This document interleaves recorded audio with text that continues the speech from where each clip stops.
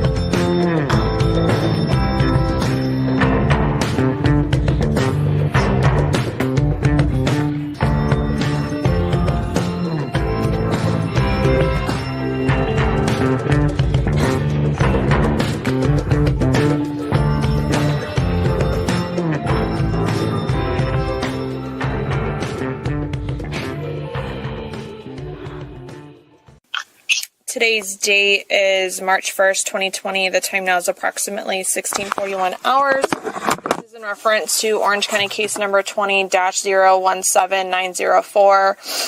I am on the phone with, can you state your name, sir?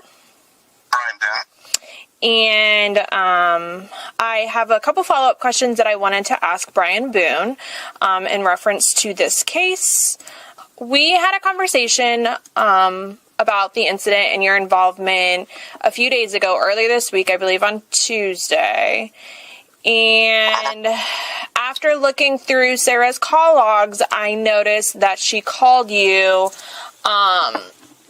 on February 23rd, which would be the Sunday night at around 23:46 hours, that's military time, but in normal time, that's 11:46 hours.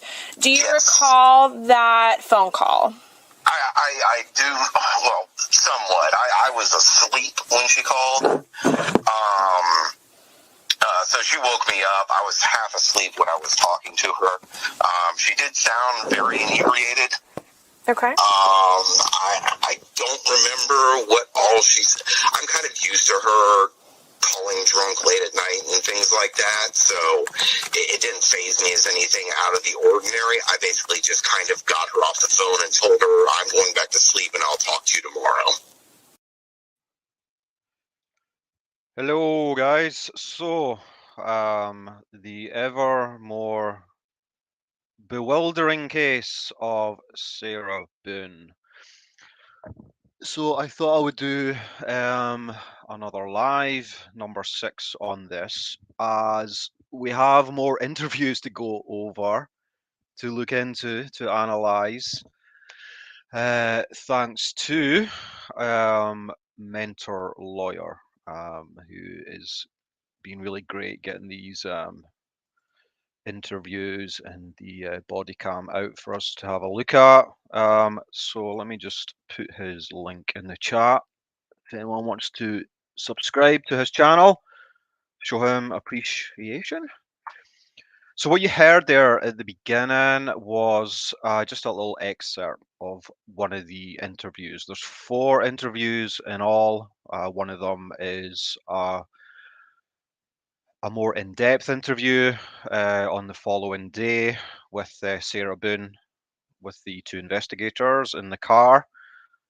And there is a fuller interview with the ex-husband that you heard there, Brian. And the excerpt at the start that you heard is actually from about a week later, when the investigators call him back up just to ask him a few questions about a particular phone call. And this phone call, which I think most people are going to be staggered to hear, took place not much more than 20 minutes after the last video that she took of George in the suitcase. If you have a look at the timeline on the screen here, the first video was at 11:12.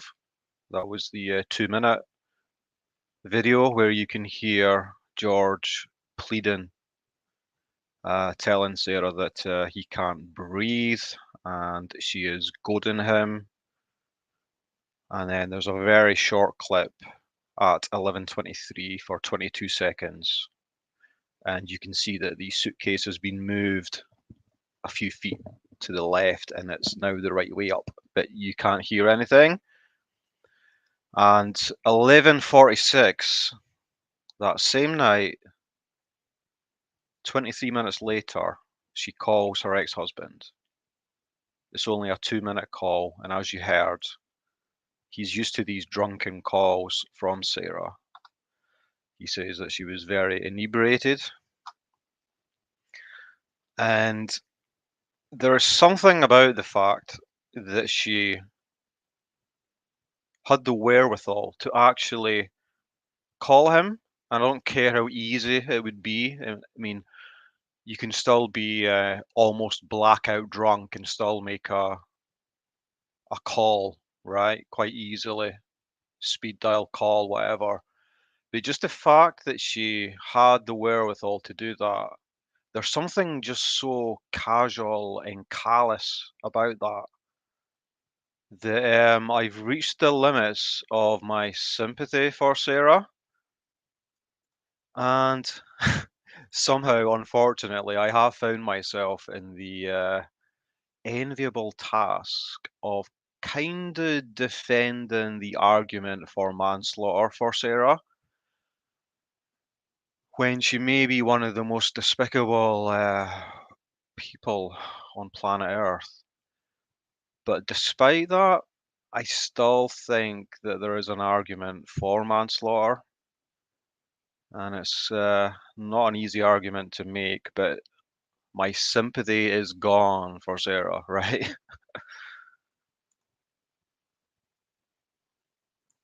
And there's a few other things from these interviews that I'm going to play that are quite revealing. One of them is the fact that Sarah sounds even worse than she has before in this interview. She sounds way more confused about the facts. She seems to forget about the statement that she went downstairs at 12:30 after waking at 11 o'clock. She originally said that she was stayed in bed for about an hour and a half and then went downstairs. In the second interview, she seems to say she got up around about 11ish and went downstairs. Okay, so there's a bit of a contradiction there. And she also is quite open and blasé about stating that her ex was calling her and she just ignored it because, in her words, she's used to him blowing up her phone. So she just ignored all these calls, even though this was her day to go and pick up their child, their 9-year-old child from school. And because, according to the ex-husband, she has always been so unreliable, he always has to call up and check, right, that she's going to be able to make it because he's so used to her unreliability. He's well aware of her drinking problems, as you're going to hear in the interrogation. There is absolutely no doubt that she is a bona fide alcoholic. You're still with me enough on that one. It's a hard argument to make, though, but I think you can make the argument. I don't. The fact that she called her ex-husband 20 minutes after that video, it doesn't really change much of the argument.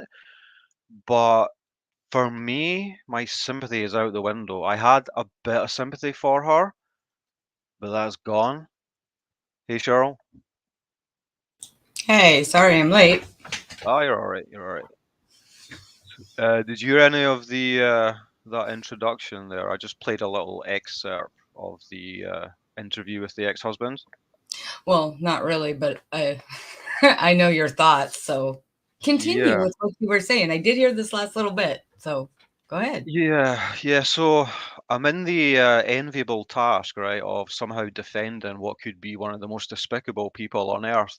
I've come to realize. I don't know how I managed to get myself into this situation, but here I am. I still think there is a case to be made for manslaughter, right? But my sympathy for this person is out the window after finding out that she had the wherewithal 20 minutes after that second video of him in the suitcase to call her ex-husband. And I don't care what the reason was. I don't care if how drunk she was. The fact that she was able to do that is so callous and so casual. It's unbelievable. I just can't. Because I think some of us that did have sympathy for her would have just imagined that she was so out of it that she basically just staggered up to bed at some stage, even though she says that she went to bed at 12:30, which is over an hour after the second video ends. I think we imagined her pretty much out of it and staggering to her bed and just blacking out and forgetting about what position that George was in.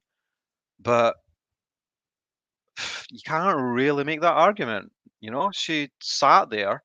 She either sat downstairs for more than 20 minutes and then chose to call her ex-husband, who did not hear George screaming in the background. So you have to have this horrible thought that either he's unconscious at that point when she calls her ex-husband, or she's already upstairs. It can only be one of the two because he does not hear him in the background. And there's no way that she's going to call him if he's still screaming out, right? Sorry if I didn't my mute button. I wouldn't think so. I wouldn't think so. So here's the timeline again. We also find out in these interviews that George calls his brother, I think his younger brother, at 7:30. It's just a short 4-minute call, and he says that Sarah is crazy in the background. She is arguing with George. She's wanting to call her own brother, and she's bringing up the fact that George had choked her out at some point in the past. Like she's saying, tell your brother about you trying to choke me out. Okay, so we can see already at 7:30 there's a bit of conflict going on. But he does say that George is calm and he can tell that he's not that drunk. That's 7:30, so that's a little less than 4 hours before we first know that he's in the suitcase.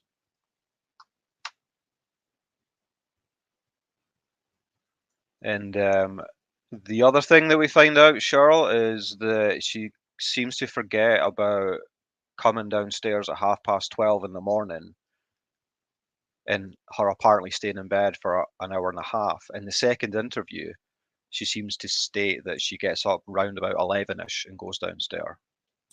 Yeah.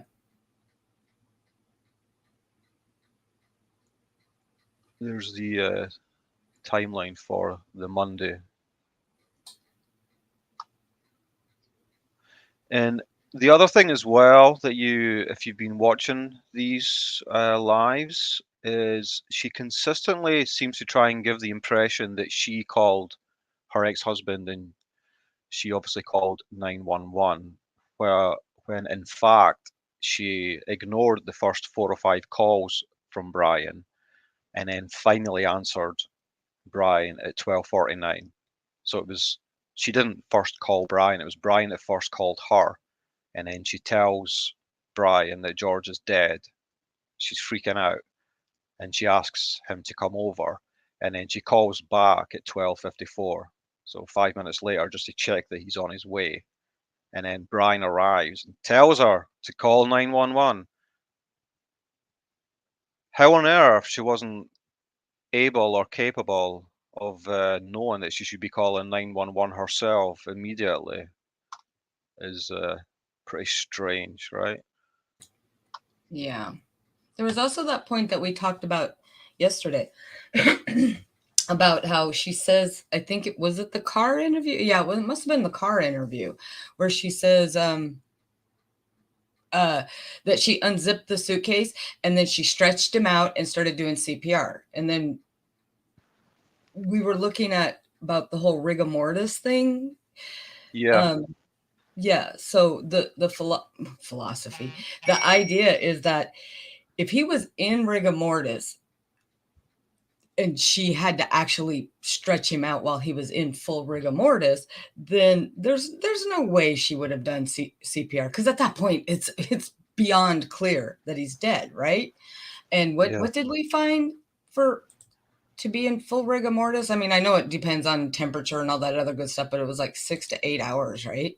6 to 8 hours, I think it was, from what I remember. Yeah. Right. So, and of course, we're just guessing based on a few words that she said, but if we're going to assume that he wasn't in rigor mortis at that time, he was just maybe stiff and, maybe starting to get into it, but not in full rigor mortis, where, those awful things where you see where the coroners have to pull their leg. It's terrible.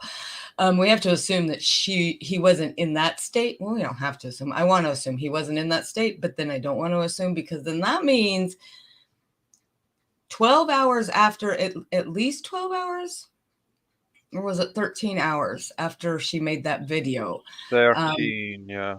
So at least 13 hours after that. And then if we're going to say that he died within 6 or 8 hours, because he's not in full rigor mortis, then that means that he was alive in that suitcase for a very long time throughout most of the night, right? Yeah, that's what we were having a discussion yesterday, and we were kind of coming to that horrible conclusion. If that is the case, then how long was he in that suitcase alive, right? It's a horrible thought. And then he did a very back of the envelope estimation regarding, how long you could be in a confined space like that, how much oxygen would you have, how quickly would that run out? Now, like you were saying, Shirl, it's not as if the suitcase is completely sealed tight, right? I mean, I doubt that there's going to be a point where there's zero oxygen in there, right? So it's a very rough kind of estimation, but we looked at the size of the suitcase and Googled a few things, and was it something like 3-4 hours of oxygen? Something like that, yeah. Yeah. But then you have to think of the fact that he's doubled over, right? And just the way he's constricted, it might just take the oxygen levels to be a little bit less than optimal, right? For that to really have an effect and cause him to pass out earlier and suffocate before the actual oxygen is literally almost at zero, right? Well, that would be my hope. I mean, oh God, to hope that at least for the majority of that the lack of oxygen, that he's not, he's alive, but he's not aware, right? That's what you're hoping, right? That he did That's what fall. I would be hoping. Yeah. And I'm sure that, the coroner's report explains all of this. So right now we're just speculating on just a few things. But like I said, I mean, I can't even imagine why she would say, but then, okay, I'm trying not to skip all around. So the one first responder, when he got there, she was supposedly giving him CPR, but then maybe it wasn't a cop or whatever, got in there and said, no, he's definitely dead. So maybe he was in full rigor mortis. I don't know, but why would she say that she's trying to give him CPR? Because that would just be ridiculous. I don't know. But then again, a lot of what she's done has been ridiculous. I know. I've got a feeling that she did not do CPR at that point, but I think there's a reason that she mentions more than once that she stretched him out. I think she just recalls from taking him out the suitcase that she maybe remembers that he wasn't in full rigor mortis, and I think that's what's in her head when she's saying that. But I very much doubt that she attempted any CPR, because when she answers the call to Brian at 12:50, she tells him he's dead. I think she knew instantly he was dead. Yeah. And when the 911 operator is trying to tell her to do CPR, I think she's just going along with it so she doesn't look like a bad person when not realizing that everything else that she's done up to this point has already, in my opinion, sealed her fate. But yeah, I mean, yeah, it's all just crazy. Now, I haven't listened to the brothers call. Is that on that channel too? I thought I saw that the brothers call was on that channel too. Yeah, I've listened to that as well. I've got the 4 interviews. Okay, so there's the Sarah Boone one in the car. There's the one with the ex-husband in the car. Then there's the one with the brother a few days later, and then there's the 4th interview, which is with the ex-husband again regarding the phone call that night. So I'm just thinking which order to play them in. Do you want to hear the brothers interview first? Oh, sure. I mean, I don't have a preference. Okay. So if we play I'll play the brother. This is his younger brother, and this is a few days after.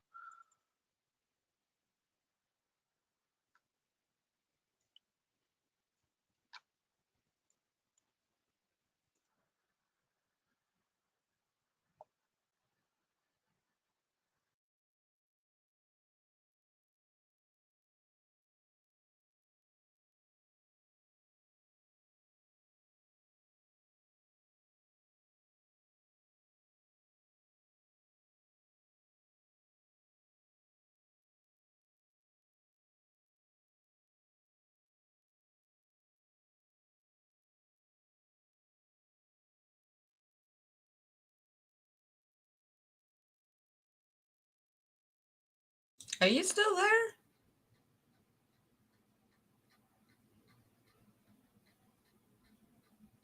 Rabid?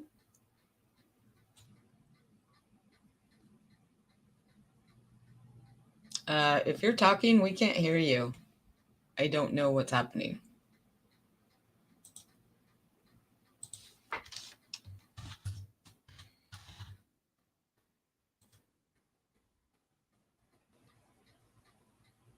Oops, I don't think you guys can hear this.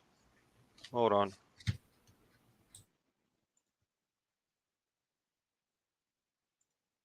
Give me a second. I'm such a pro.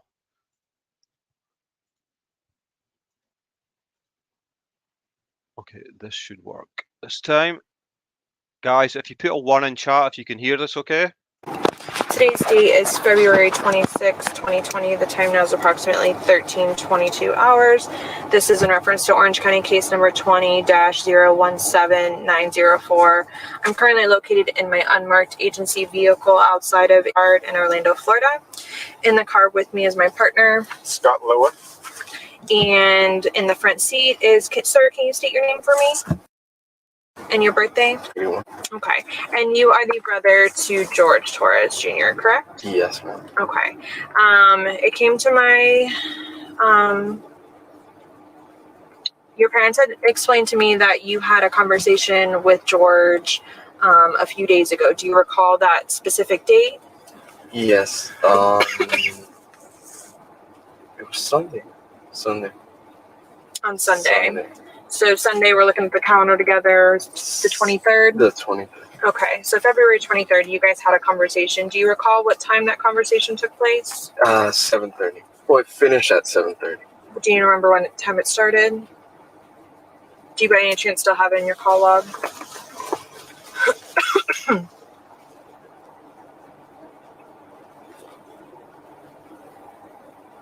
Does it do it when... So it had to be 7:30. Because when you call it, clocks it. It doesn't do it at the end. It starts it. It starts it, and So then it tells you how long you talk for. So it was 7:30. Okay. If you do have it in your call log, I'd love to take a picture of it if you still have it. It's Sunday right here. So it'd be Sarah. Yeah. Okay. But, if you click, I'm just gonna. Yeah. There we go. Do you mind if I take a photo? No, it's fine.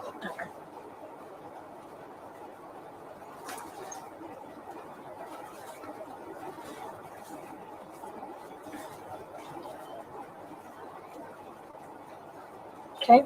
And so it says you received an incoming call at 7:30, and you guys spoke for 4 minutes. Yes. We was talking. I was playing dominoes with my kids and my wife. And at first I wasn't going to pick it up. Then I picked up. Okay. Because they were always fighting and stuff with the Okay. alcohol. So he started talking to me. He was calm. So I was like, oh, okay. So I put it on speaker. So my kids are there, like, they joke around with him. And he was joking around with them. And we're talking. And then he's talking to me about when we was kids. And then, like, a couple minutes after that, that's when I hear in the back start arguing with him. No, I have to call my brother. I have to talk to him. And he's like, no, I'm talking to my brother. It was her phone. So, and then she starts arguing and telling him that, no, tell him what you've been doing to me. You choked me, this and that. But he was calm. And he was like, okay, I gotta let you go. And then he said, I love you. And then I told him I love you. And basically, that was it. So she yells in the background, tell him what you've been doing to me. Yeah. You've been choking me. Yeah. Did you ask him anything about that? No, because the thing with them, they would fight and they would hit each other. Because there was times he came here and she had hit him with a phone and he had a black eye. So it was like... Did you witness that? I didn't get to see it, but Okay. he told me himself. Okay. So you guys know that there's domestic between the two? Between them. And I told him, get out of there, get out of there. I would tell him, leave. And what's crazy is that he would leave, come here, and she would call and tell him to come back, and she would come and get him. Mm-hmm. So if she had the car, he didn't have a car. Right. So. You said that he sounded calm? He was calm, relaxed. Like he would. I can tell because my brother's been drinking for a long time. Mm-hmm. We tried to get him help before. Right. And I can tell when he was like really drunk, and he wasn't that drunk that night. He wasn't. So when you're describing him as calm, that's an indication that he hadn't been drinking that much. That he wasn't that drunk. No. Okay.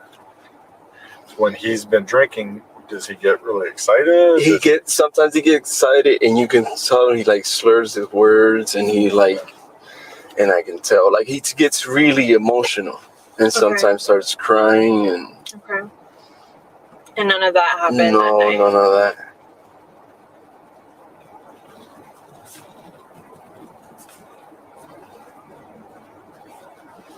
Have you ever witnessed them physically fight? I've seen them because I've been to their house and she's come out all crazy. I went over with my wife and they had called me to go over there. She had called me to go over there. Sarah? Sarah had. Okay. And I was like, okay, I'll come over. That he wanted to see me. So I went over. And as soon as I get there, she comes out crazy because she saw some guy peeing around the corner. And she was trying to fight the guy and argue with the guy. And my brother was like, yo, calm down, B. Just calm down. And it was like, I went to that. That's why I would try to avoid everything. Like, I would call, whenever he called me, I talked to him. I tried to talk to him. Mm-hmm. But it was always, like, they were always. Did she physically touch George, or was she just getting really upset? Upset, like she came out upset. But there's a person, I can't remember, somebody seen him because he was on a bike one day. And he told me, I can't remember the person it was because he was on a bicycle and she hit him with the car. And I can't remember who the person was. Okay. And he told me. Okay. Have you ever seen any marks on George? Yeah, around his neck, eye. Like what kind of marks? Like the time she hit him with the phone. Okay. He had a black eye, scratches all over his neck. Would you see Sarah every time you saw George? Off off and on. Like, if I would go over there, I would see her with him. And then sometimes if he ever came here, I would see him. Or sometimes when I would go over there, he would just come out and I wouldn't see her. So you more saw your brother than Sarah? I think it was equal. Equal? Because I've seen her. Sometimes she had marks and stuff. So and what do you mean by marks? Like bruises and stuff too. They used to beat each other. And where were her bruises be? I've seen on her arm, black eyes too.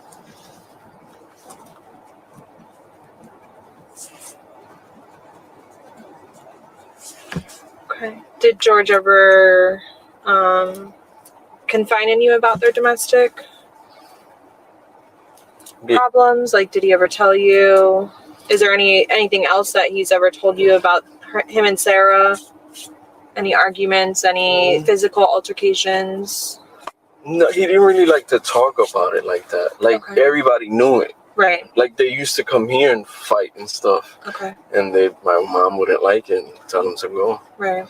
And I know one day she came, it's been like maybe like 2 months. My dad, because she always tried to hug everybody. Everybody didn't want to be hugging like that. And she pushed my dad, and my dad fell. Yeah. So,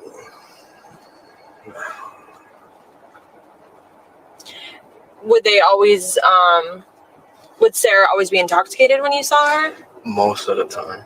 And what about George? There was times he was not, he had drank, but he wasn't like drunk. Like, he would try to like eat and try to have her eat because they was always drinking so much. So he was like, we need to eat something. But did you, like a couple of years ago, did you and your brother have any kind of a falling out? Did you guys get into an argument, a fist fight, or anything? No. See, Has he gotten into a physical altercation with any of your brothers? with the one that had the long hair. The curly hair? Yeah. With him, but it was just... How severe of a fight was this, though? Not brothers. Did he Anybody go to the hospital? No, nothing like that. Anybody have, like, bloodied lips, broken noses, anything like that? Broken eye? No. Oh, he had with my other brother, too, George had went to the hospital. George went to the hospital. Yeah, George. And it was a few years ago, 2 years ago, maybe 2.5. That happened because she said they was drunk. They was at my mom's house. At mom's house. That's the other one. Is it last name Torres? Torres. Okay. They had got into it because Sarah had came and said that George had beat her, and then they got into it, but I wasn't there that day. He can tell you about that. But George did go to the hospital. George went. George was in the hospital for that. Do you remember what injuries he sustained? Something in his eye socket. The nose, maybe? I think his nose too. But something was wrong with his orbital. Yeah, the orbital. Yeah. What? All right. Is there anything else that you think is important for us to know about your brother or Sarah and their relationship? I'm assuming the 4-minute conversation, he was just kind of like, you guys were just talking at first. At first, just talking. I would notice that he was okay. It wasn't a fight. He was joking with your kids, and then you hear Sarah in the background, and then that's when Sarah came. And then you let him go, or he let you go. Because he was like, my niece and nephew there, they can hear you, like. So he was like, all right, bye, and then. Okay. That was it. How did she sound? She sounded like crazy, like she always did. Like,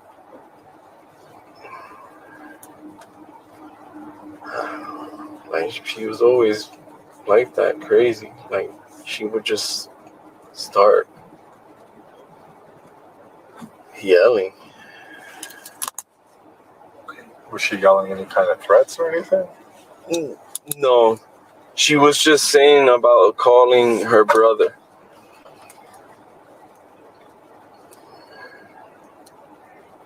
Okay, can you raise your right hand for me?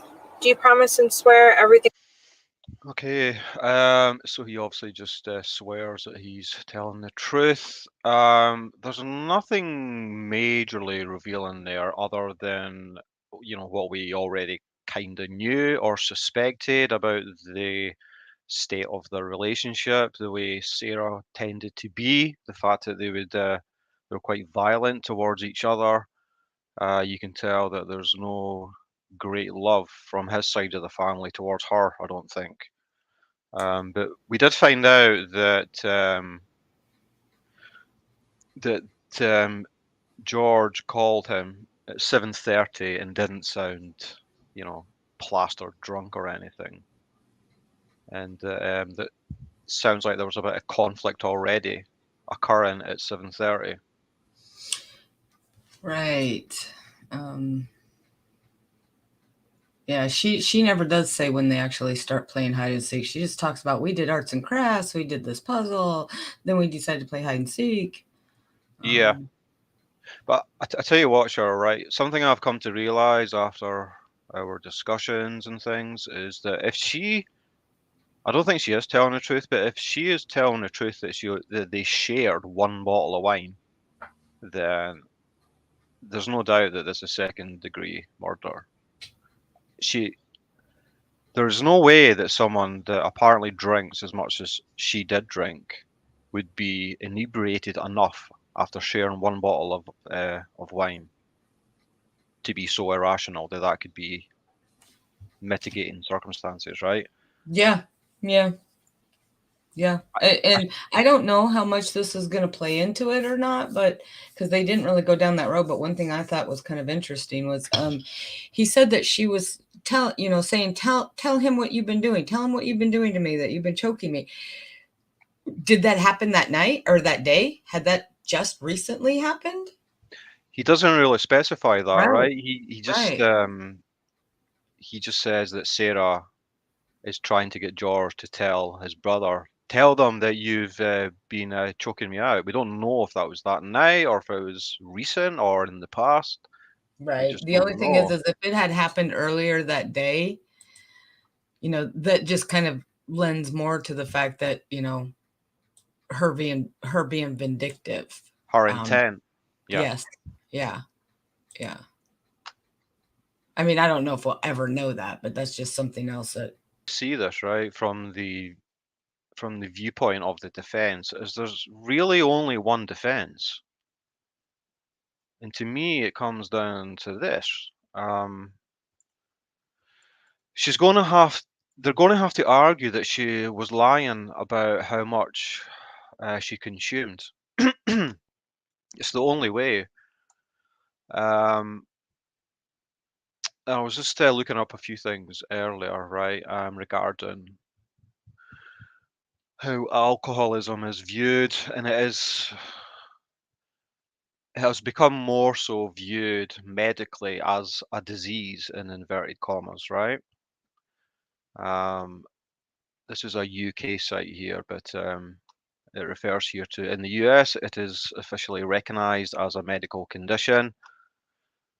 And this is going to be even more so with the introduction of the Healthcare Act 2014, which lists alcoholism as one of the conditions that must be treated by health insurance. The idea of alcoholism as a disease is also widely accepted in the UK, but not quite as strongly as is the case in the US. They're going to have to make this argument, right? That she was literally an alcoholic and that she consumed way more than sharing one bottle of wine, because otherwise there's no defense.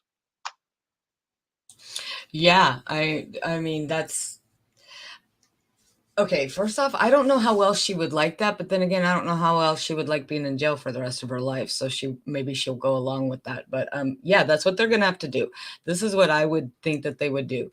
They would have a whole bunch of experts come in and talk about the effects of alcoholism on the brain and the thought processes and the decision-making part of the brain and things like that. And of course, obviously, they're going to say she lied. She lied to the police. You know, she's an alcoholic, like most alcoholics. Alcoholics, Yeah. you know, hide it and they feel shame about it. So she was hiding it. But yeah, I think that would be the only thing that could probably help her is, you know, talk about the medical, have some witnesses come in, some professionals come in and talk about the effects of alcoholism physically on the different parts of the brain. Yeah. And hope that the jury buys that. Yeah. I really see that as her only defense. And I think we would all kind of presume this already, but as you can see here, over time, people who drink heavily, regardless of whether or not they are alcoholics, will begin to develop a physical tolerance. Mm-hmm. This means they can drink more alcohol than they could previously without feeling the desired effects. In other words, it takes more booze to get them drunk. So do alcoholics get drunk faster? By these standards, no. It takes them longer to feel intoxicated. Now, there is one caveat to that, though, is that if she's on some sort of medication that interacts with alcohol, whether you're an alcoholic or not, if you're on certain medications, you could feel the effects faster. But usually it's not a good feel. It's more like a sick feeling, like, you know, you get sick. So let's have a listen to Sarah's interview. And as I was mentioning earlier, she comes across even worse, which is quite something. It's quite an achievement. Today's date is February 24th, 2020. The time now is approximately 16:57 hours. This is in reference to Orange County case number 20-017904. I'm currently located in my unmarked vehicle out in front of 4748 France Lane, apartment number 3 in Winter Park at the Tealwood Park Apartments. And also in the car with me is my partner, Detective Scott Lowen. And in the front seat is, can you state your name, ma'am? Sarah Boone. Okay, and your birthday? 10/10/77. Okay. So, Sarah, I know you have talked to some deputies. I know we had a very brief conversation just to reiterate what you told that deputy. But like I was explaining, I would like to get a more further understanding of what happened last night and ask you more detailed questions. I am going to read you your rights, but it's just because that's how we do things. Okay. So you do have the right to remain silent. Okay. Do you understand that? Yes. Okay. Anything you say may be used against you in court. You have the right to talk to a lawyer before and during questioning without charge. If you cannot afford a lawyer and want one can be provided for you before questioning without charge. Has anyone threatened you or promised you anything to get you to talk to me? No. Do you understand what I just read you? Yes. Okay. So last night you said that you and your boyfriend George were here at your residence and didn't really leave that day. You said that he went to the store to buy cigarettes. Yes. What time was that around? If you recall. Was it light out still? Dark out? Yes, it was light out still. It was still light out. Okay. But he's the only person that left and he came back. Yes. I'm assuming. Okay. It's right down the street. It's down the street. Okay. And tell me what you guys were doing next. Like what was happening? We had a bottle of wine. We painted, we drew, we did puzzles. Do you remember what wine you guys were drinking? It's Chardonnay. Okay. The bottles are in the trash. Okay. Chardonnay. Mm-hmm. Okay. And do you remember Did you catch that, Shirl? I did catch that. I was wondering if you were going to pause it or I was going to have Yeah. to try to remember that. Yes, I did. I did. Did you catch that in chat, guys? Let's see if anyone noticed that. Jackie Well, got it. did Jackie get it? Yeah. Let me see. Aha, yeah. Plural, right? Nuff got Bottles. it. Yeah. Nuff got it. Let's just hear that again. Around like what time this was that you guys were sharing the bottle of wine, painting, doing puzzles? I'm gonna say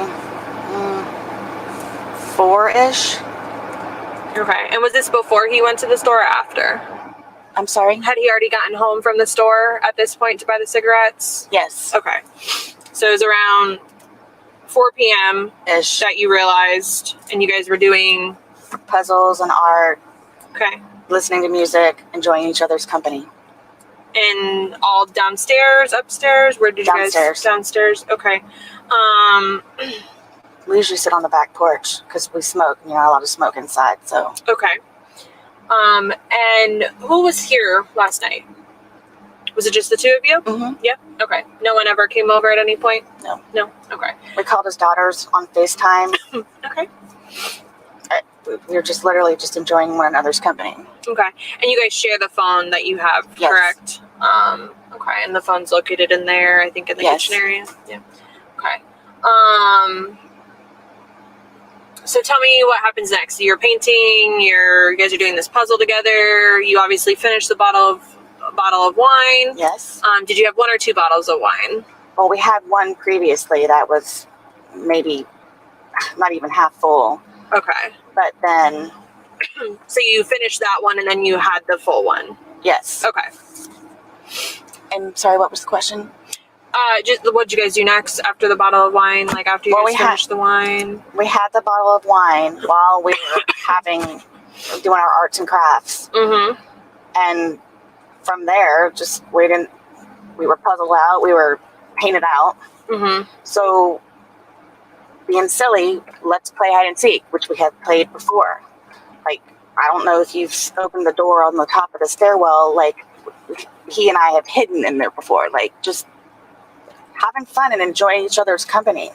Okay. So, I mean, that's literally all it was. And then the suitcase is downstairs because I was telling you we were getting ready to do donations. Mm-hmm. And because it's not a very good suitcase,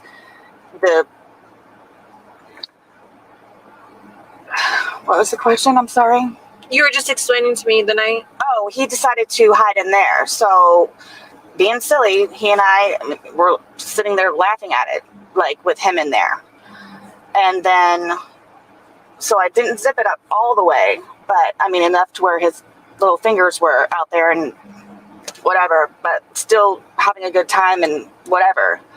Then I guess I decided to go upstairs, and I don't know, I fell asleep. So I woke up this morning and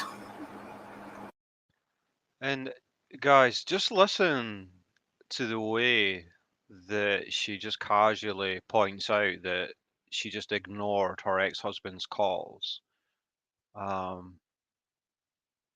It's kind of staggering, the audacity just in her tone, especially considering the circumstances.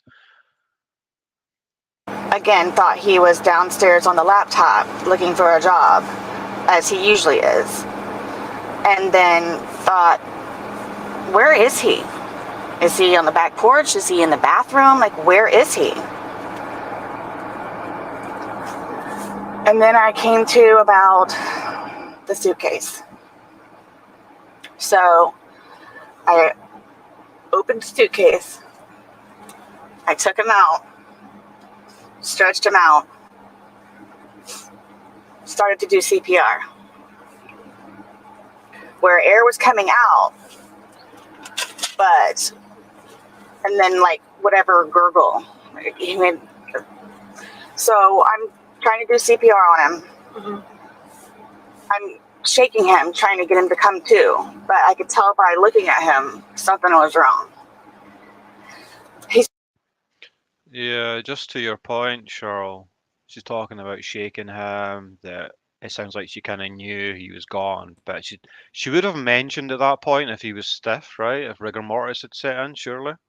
Well, I would think so. And if that were the case, and her lying about doing CPR is clearly just to make it look like I did everything I could kind of Yeah. thing, even though that's the least of anything that she could have done that would have made a difference in her case. But yeah. I would say, he was really hard to stretch out. I could tell he was kind of gone for a while now, but she didn't say that. And she's also mentioned the stretching out part a good few times. I'm sure I've heard her say that 2 or 3 times, so it has a ring of truth about it. Which is, to your earlier point, it does lead you to have quite a hideous thought that he must have therefore have been alive a lot longer in that goddamn suitcase. Yeah. He's been losing his teeth lately and has been complaining about his chest hurts, which is why I keep trying to get him to go to the doctor, but because he nor I have a job or insurance, has been putting it off. Oh yeah, and I want to see what you guys make of this narrative she comes out with soon about him losing his teeth. And she makes a big point of going over the fact that, he's been losing his teeth recently, and she's somehow wondering if this, because he was getting chest pains as well, which she seems to think could be linked to that. I don't know. I get the feeling that she's trying to kind of put that out there as if that's possibly linked to how he died in there. Yeah, I think she's trying to insinuate that there was a medical reason. That it didn't have anything to do with being crushed up in a suitcase for umpteen hours. That he had a medical problem that, might have caused this, which, whatever. Yeah.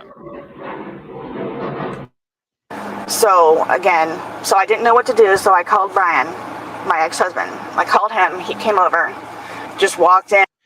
And what do you mean you didn't know what to do? So you called your ex-husband that you don't get on well with, who cannot stand you. What do you mean you did not know what to do? What alternative was there? It's so bizarre. You call 911. Yeah, I've heard that, Helen. There is a medical link between gum disease and heart problems, yeah.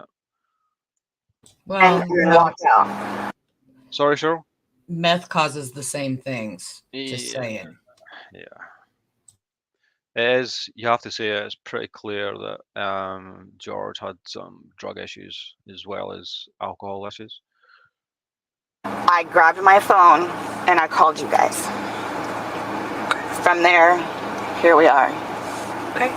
The first time you woke up this morning, did you look at your phone to see what time it was? No. Okay. Most of the time, I'll wake up, but because he nor I have a job, I'll usually just lay in the bed for a little bit longer because the house is clean. There's nothing else that we can do. Mm-hmm. Me thinking he's on the laptop looking for jobs, I can't use a laptop.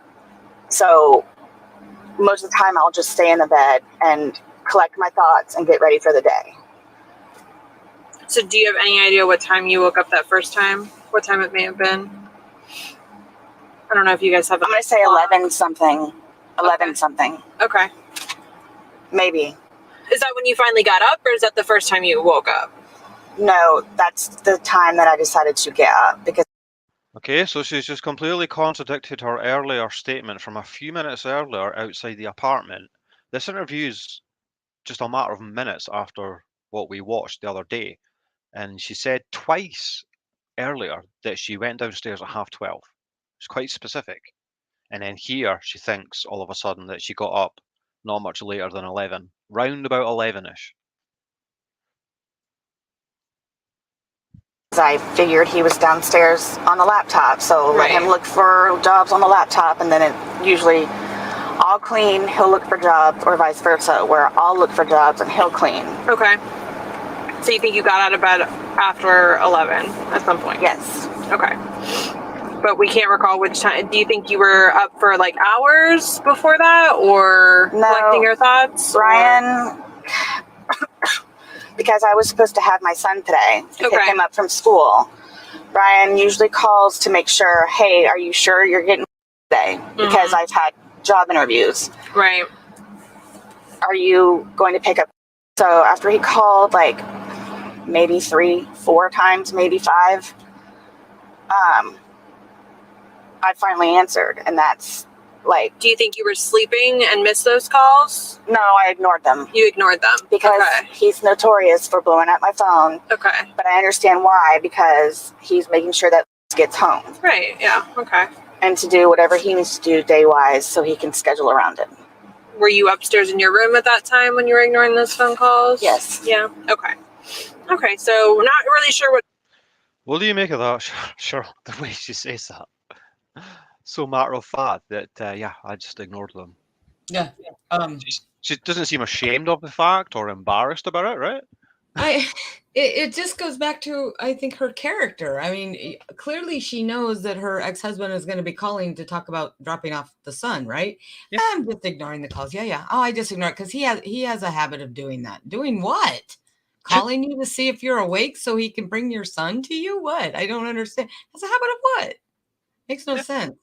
And you're going to hear the ex-husband's interview after this, and he just reiterates exactly the point you're making, that he has to call her on the days that she's meant to have the kid and pick the kid up from school, because more often than not, she doesn't do it, or he doesn't hear from her, so he has to check.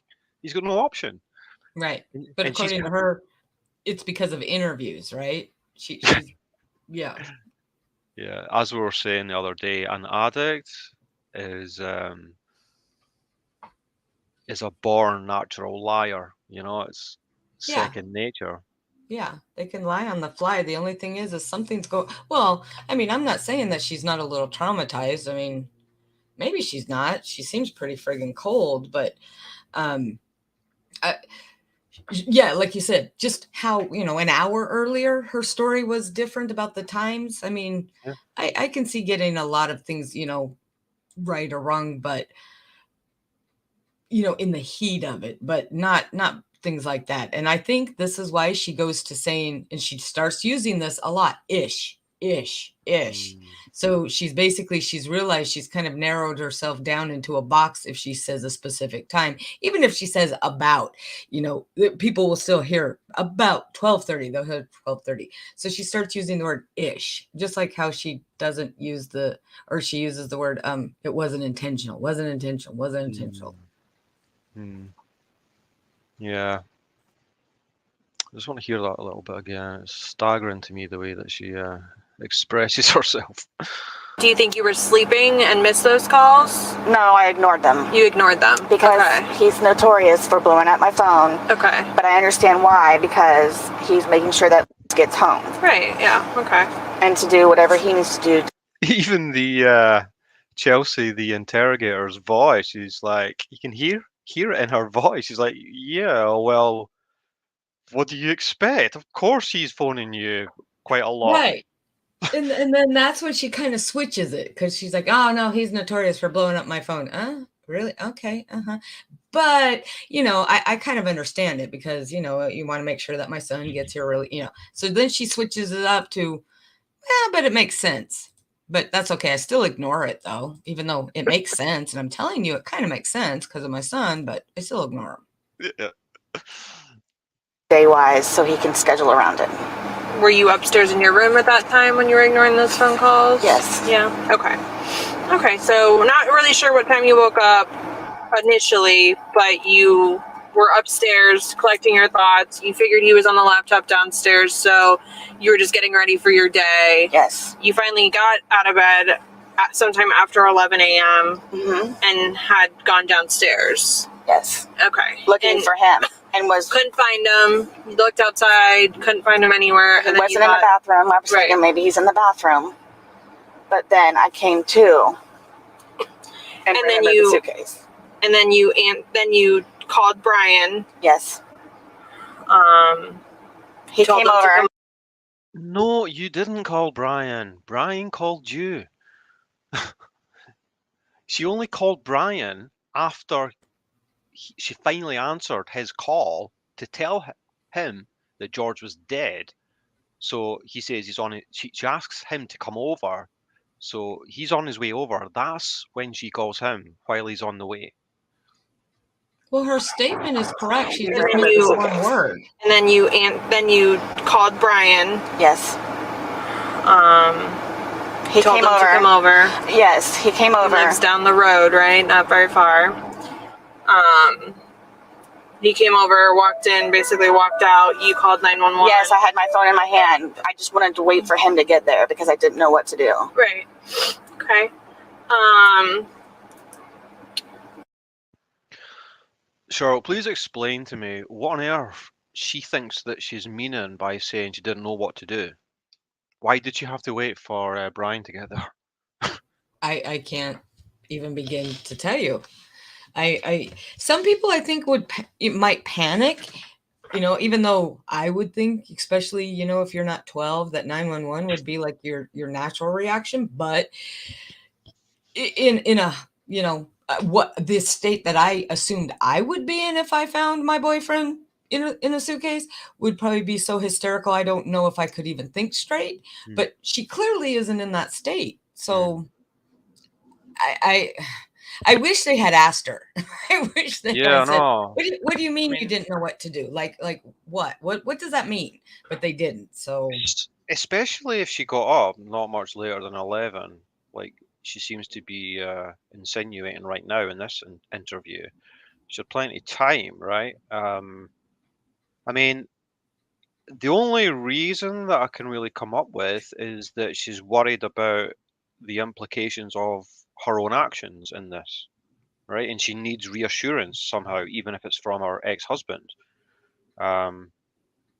She said earlier in the previous interviews outside the apartment that she doesn't have anyone. She doesn't have family. One of her brothers is in jail. The other is in the Marines. Her mother and father have passed away. Her grandparents have passed away. So Brian, I guess, is all she has. I guess that's the insinuation. even that, I'm sorry, I can't do that. I can't. What I think, completely just my thoughts. What I think I can't remember who said it in your last chat. Was her first thought was, oh my effing God. And then she probably did have those moments of panic, and then she needed to have a drink. She needed to get that drink, get it in, calm her nerves. I think she calmed them a little too much, but and then I think she was running through her brain on how she was going to explain this. I think I think her talking, I think she's trying to, rewrite history. She was talking about the night before how we were doing arts and crafts and we do puzzles or played high. And she said several times, and we were just enjoying each other's company, which I thought is a really strange thing to say about a boyfriend. I mean, maybe you say that on a date or something, but anyways, but there was no mention about an argument or her, getting pissed off at him. So I think she was running through what happened last night and omitting certain things to make sure that they didn't come out. So she needed time to think. She needed time to, process. Rewind the night before and find all the things that make her look bad and just delete them out of her brain and go from there. That's what I think.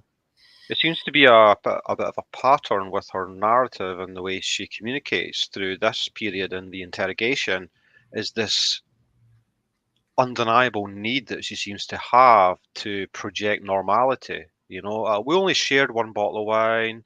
We have the odd glass now and then kind of thing. We were doing puzzles, listening to music, chilling out, all these kind of healthy sort of activities. Yeah. Which it's just clear, I think, that she's aware that she has to try and paint that narrative, right? Because she knows what happened. And she doesn't want... Sorry, go ahead. Yeah, she just doesn't want them to know that there was a lot of conflict that night, perhaps, right?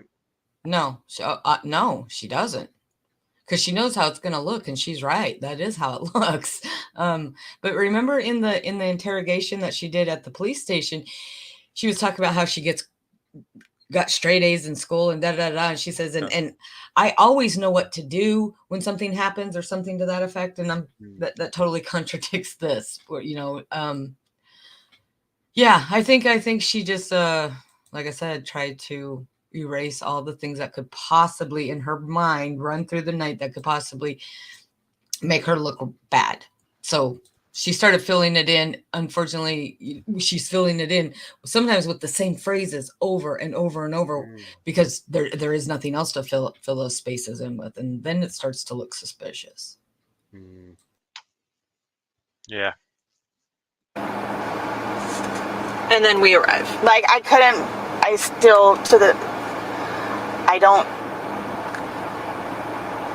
don't know what happened. Like, I don't know what happened, but like my whole thing is the whole like teeth losing thing, and I don't know what happened. Like, I don't know what happened. I don't know what he and I were having an amazing time yesterday, like we normally do. No arguments. No, nothing. Okay. And the thing with him though is, which is why we've been doing puzzles and artwork lately, is that he's been stressing about a job, of course, which we've talked about. So what I did was start having him do puzzles and artwork to keep his mind off of it. Okay. His ex-wife is all over him about sending money, which he can't do because he doesn't have a job. Right. So he was stressing about that. He's been stressing about the job. But that's why I started to buy puzzles and paint to get his mind off of them, which is what I don't know if you noticed on the wall in there, it's all of our artwork and stuff. Okay. So I don't know. I mean, music, art, and playing with the dogs, dancing around the room with the dogs. And then decided to play hide and seek. Because we're always trying to outdo each other on where we can hide the best. How often do you guys play hide and seek? Gosh, that was maybe third time? Maybe. Okay. Is it a more recent game you've gotten into, or 3 times the total in your relationship you're talking about? Lately. Because again, like we were puzzled out. We painted already, so why not? So you were downstairs hanging out. Do you remember around what time you guys started playing hide and seek?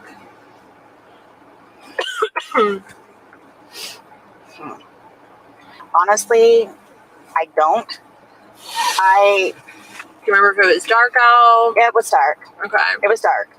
But my thing is like when I spend time.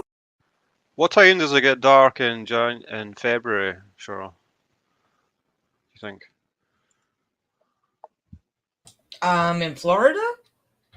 Yeah. I wouldn't know. I mean, I would guess February, probably 4 or 5, maybe. I don't know. I am literally as far away from as you can get from Florida and still be in the same country. So I don't know. Yeah, I would guess 4 or 5, maybe 5 or 6. On a quick Google search. So it looks to be around about 7 p.m. I think it's dark. It gives us a rough idea when they started playing these games. So that'd be round about the same time that they made the phone call to George's brother. So that makes sense then, right? Yeah. With him, and I tried to get him to start doing it. I don't look at the clock. Okay. I'm here with him, and we're having a good time. I don't need to know what time it is. Right. I didn't know if you were like on your phone, if you got a text message, if you got a phone call last night. We called his daughters yesterday, FaceTime. Right. What time was that at? I don't know without looking at my phone. Okay. But ended up. Would that be the only activity that you had yesterday on your phone? I talked. He's my son. Okay. I always call him. Morning? No, it was evening. Evening? Okay. But I'm just trying to help you, remember something you did right before hide and seek that would help you remember a time or give us a good time frame, because that's important for us to know You want to be able to tell the doctors I that? don't know, to be honest with you. Okay. So when you called, was it before or after hide and seek? Before. Okay. And when you called and FaceTime, his daughters before or after hide and seek? Before. Okay. And did you call the daughters first and then the daughters? I know I talked, but then we talked to the daughters afterwards. Okay. Okay. And I don't remember if she called us. No, I know he called. But yes, we called her. What are the two daughters' names? Or just one? Did you say one He daughter? has 3 children. Why can't she just check her phone to see when they called? She must still have her phone on her at this point, or the detectives must have it, right?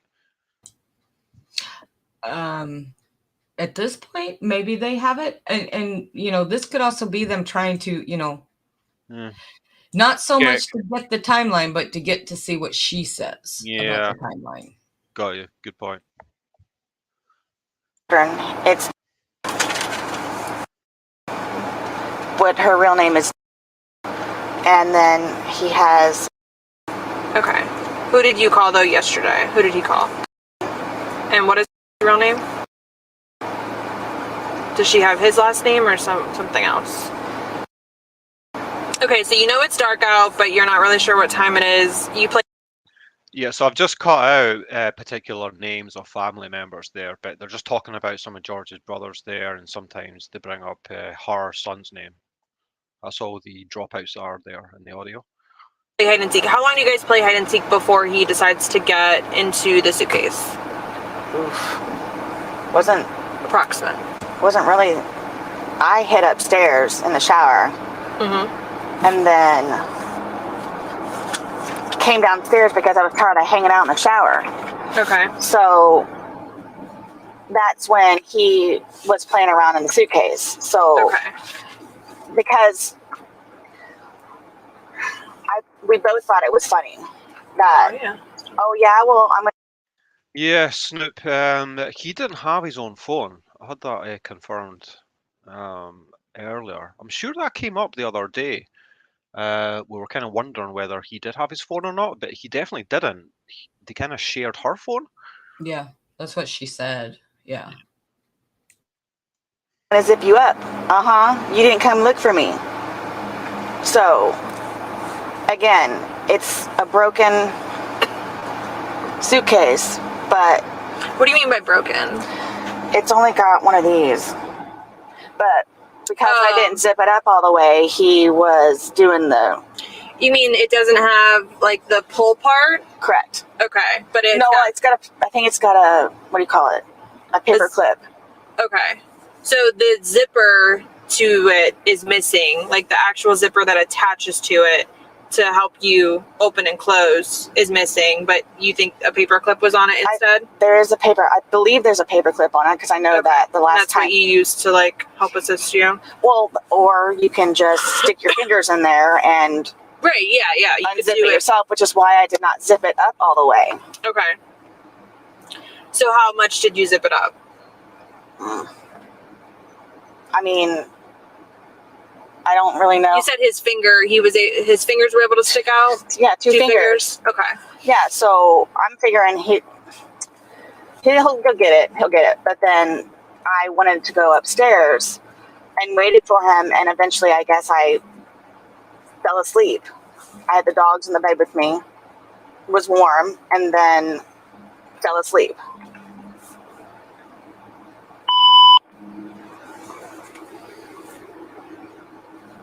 So you guys are joking. He's in there. You said you could see two of his fingers? Yes. And then like you just decided, okay, I'm going to go upstairs now? Or because I figured he would get out and then go upstairs and have intimate relations like we normally do. But I fell asleep. Okay. And he never came upstairs. So again, I'm thinking he's downstairs on the laptop earlier today. And then remembered. Okay. So is this something that do you guys? So for anyone that's just come in and hasn't heard the start of this, what actually happened there is, according to her, there's just over an hour between the time that the last video that we see takes place and when she says that she goes upstairs to bed and falls asleep pretty much straight away. But what we didn't know until these recent interviews came out is that Sarah actually called her ex-husband just a little more than 20 minutes after that last video, which just changes everything for me. And I'm not quite sure why. I think it's just the casualness of it and the callousness of the fact that she had the presence of mind to call her ex-husband. And I don't care what the reason was. It doesn't have to be anything nefarious or anything like that. Just the fact that she was casual enough to do that, because he almost certainly must have been silent at that point for her to call him, right? She's not going to call her ex-husband if he's still screaming out that he can't breathe.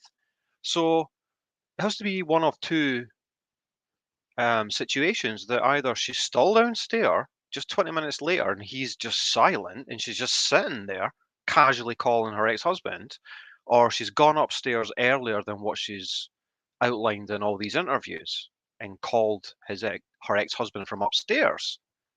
But I think it's almost certain that he was quiet at this point for her to risk calling.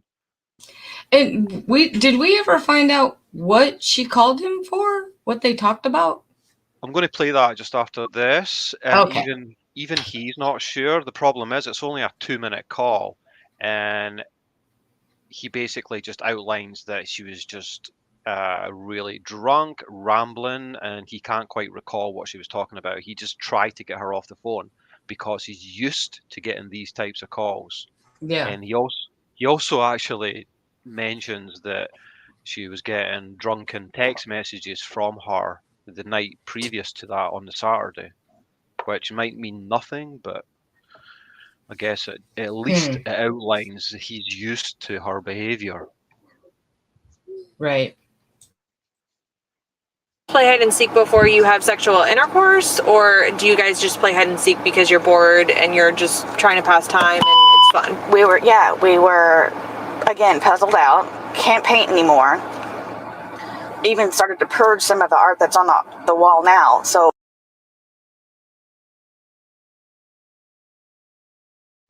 Oops. What time you woke up? off of it. Okay.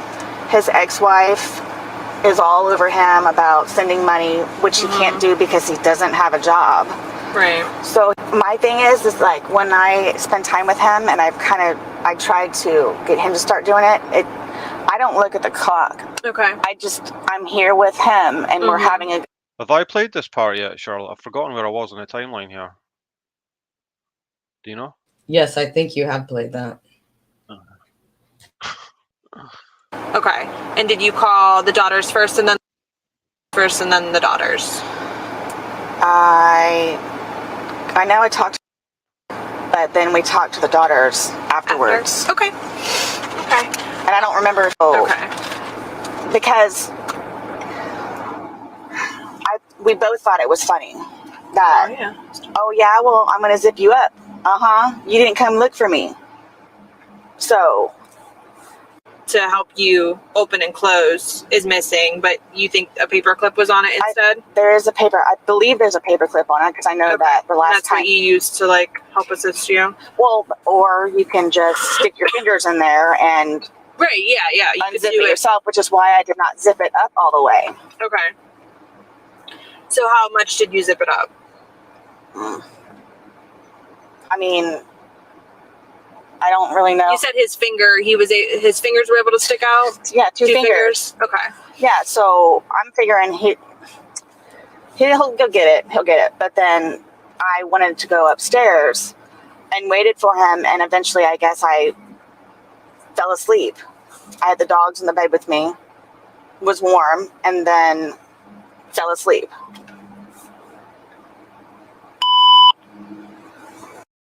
It's pretty incredible she can actually use those words, right? That she allows those words to come out her mouth, that she was in bed and warm with the dogs, Right. with what's happened. It's weird. It's so weird.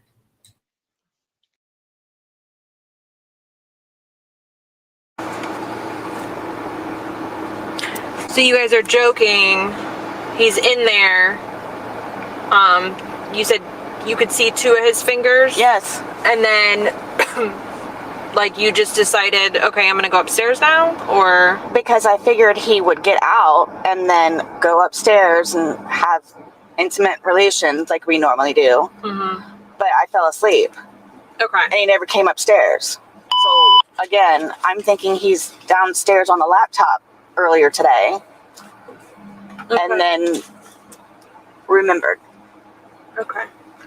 So, is this something that do you guys play hide and seek before you have sexual intercourse, or do you guys just play hide and seek because you're bored and you're just trying to pass time and it's fun? We were, again, puzzled out. Can't paint anymore. We even started to purge some of the art that's on the wall now. So, Oh yeah, okay, so that's the end. It cuts off before the actual interview finishes for some reason. I don't know if there's maybe more to come or if they just lost that part of the interview. Any thoughts in general, Shirl? She's just awful, isn't she? She's even worse in this interview. Yes, I think she's awful. I think she was awful with the interrogation when she had 2 days to think about it. She's an awful person. Again, I really do think that if this goes to trial, there's no way she's not going to get second degree. There's just not. Well, did you tell Broken Justice, since she just got here, you should tell her your revelation? I should tell her what, sorry? Your revelation on the degrees. What you're coming to. What were you thinking? Oh, yeah. Huh. Okay. So, well, I've come to the realization that I found myself somehow kind of defending what is becoming ever more clear is possibly the worst person on planet Earth. But I still think I can make a case for manslaughter. I don't really have any sympathy left for her. I had some sympathy up to now, but just the fact that there's something about her calling her ex-husband 20 minutes after that video that is just so dark and despicable. The callousness of it, you know? I mean, you could almost, I was thinking about this earlier, right? You know how the whole crux of the difference in the degrees from second degree to manslaughter kind of hinges upon illustrating a kind of disregard for human life? Well, the more I think about it and the way that she's acted and her personality and coldness, just her attitude the following day, this interview, and then through the interrogation, you could almost make the argument that she showcases a heinous disregard for human life in this period. Never Yeah. mind the actual evening of the event, you know? Yeah. You know, That's how and like what you said yesterday, the more that you hear, it's getting harder and harder for you to defend her. And it is. It is. I mean,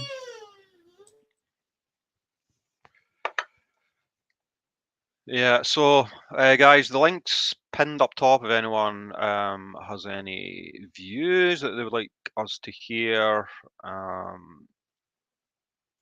any opinions that you might have on this.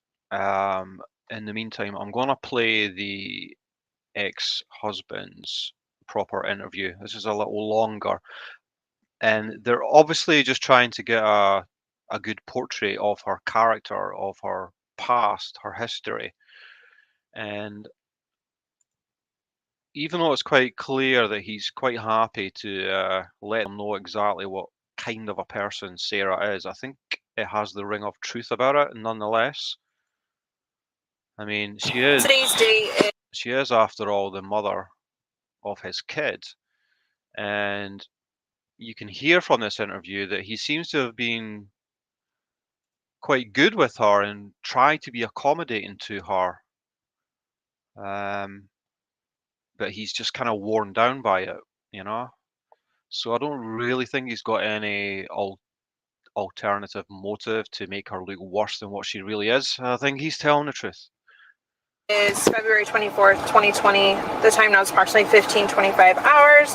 This is in reference to Orange County case number 20-017904. I am currently located in my unmarked agency vehicle in front of 4748 France Lane, apartment number 3 in Winter Park, Florida. Also in the car with me is my partner. Scott Lowen, Inspector of the Orange County Sheriff's Office. And your name, sir? Brian from 75. Okay. So, Brian, to my understanding, you were called over here. So can you just take me back to this morning and your involvement with Sarah, which is your ex-wife? Yes. Is that correct? Okay. Yes. We've been divorced about a year and a half. Okay. I started calling her probably 10:30 or so. It's her day to pick up the kid, but Okay. it doesn't always happen. 1 or 2 days a week, maybe she gets them. So Out of the 5? Yeah. Okay. Yeah. So. And what do you, like every other day you're supposed to? Well, we're supposed to. She's Monday, Tuesday. I'm Wednesday, Thursday, and then we alternate Friday through Sunday. Is how it's supposed to. I was actually my lawyer back a couple weeks ago, as I was looking to get it changed because she can never stick to it. There's always some reason why. So it's general that I start calling her around to find out if she's actually going to get him, even though yesterday she told me she would. So I started calling her about 10:30. Never got any answer. Shirl, just to your point that you made earlier about her possibly being on medication, and that might have something to do with, how she may be able to, what her behavior might be like while she's on alcohol. It's just occurred to me that I'm sure at the end of the interrogation, that's one of the things that she's kind of panicking about, right? Is she needs to take her medication by a certain point. I'm sure I remember her saying that. Do you remember her saying that? I don't remember that. Are you talking about the one in the interrogation? Or Yeah. Interrogation. I mean the one at the police station? No, I don't Yeah. remember.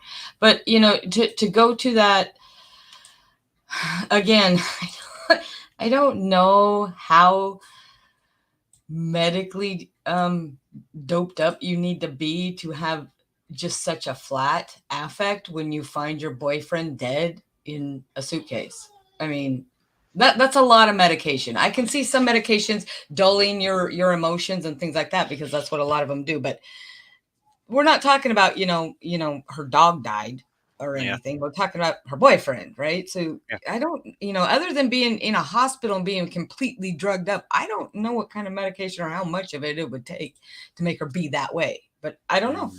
I don't know. But you got to keep in mind, she's that way again in 2 days. She's, it's just who she is, I think. She's I been the know. same. I mean, she might be on some light meds for depression or anxiety. You get that feeling about her, right? But I don't think it's like you say. It's not something that's completely altering her psyche. She seems quite alert and with it in the interrogation. Right. As you say, it's just her horrific personality.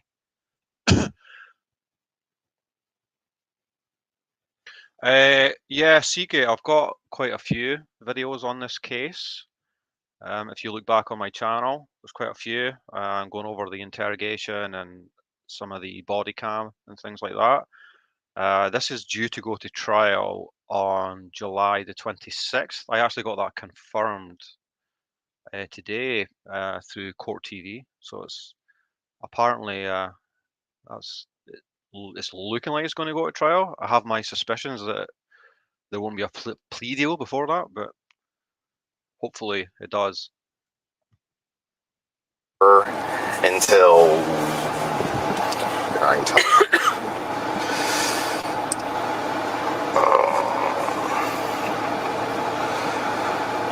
so I finally got a hold of her at 12:49. And did she call you or you call her? No, I called her. I called her at 11:25. I did that twice. I always call twice because generally she's asleep or whatever. And then I called her 2 more times at 12:21, and then I called her again at 12:49, and that's when she answered. Okay. Freaking out, saying that George was dead, and could I please come over? So I told her, you need to call the police. Mm-hmm. And went and got my dog in his crate and everything, and started heading over here. She called me again at 12:54 asking if I was going to be coming over, if I'd left yet. And I told her I had already left. I was going to be there in a couple minutes. So I got here, knocked on the door, walked in just right in the front entrance area.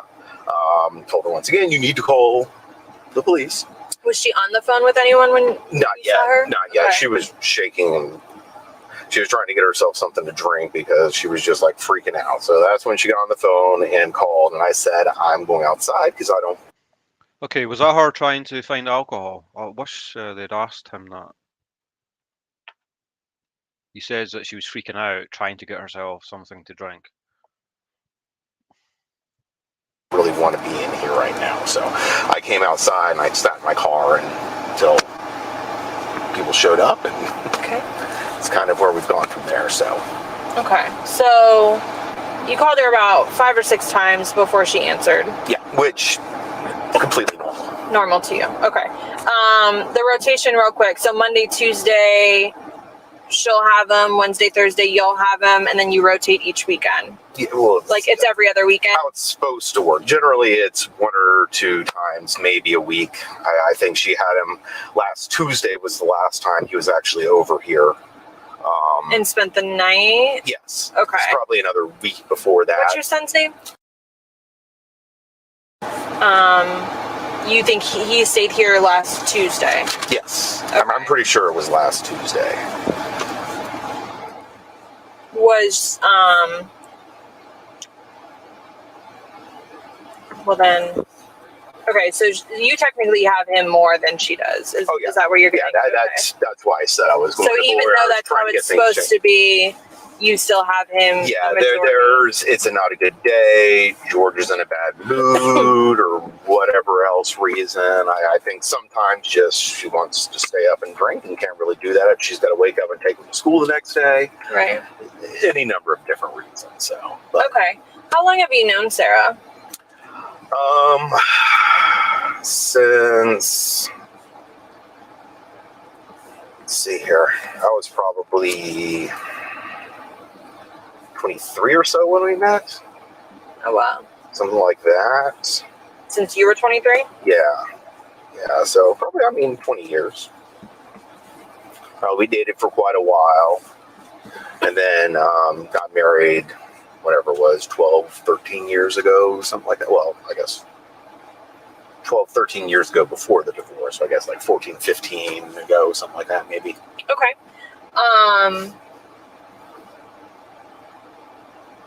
What can you tell me about her? I don't, she's generally not, she can get a bit violent when she drinks.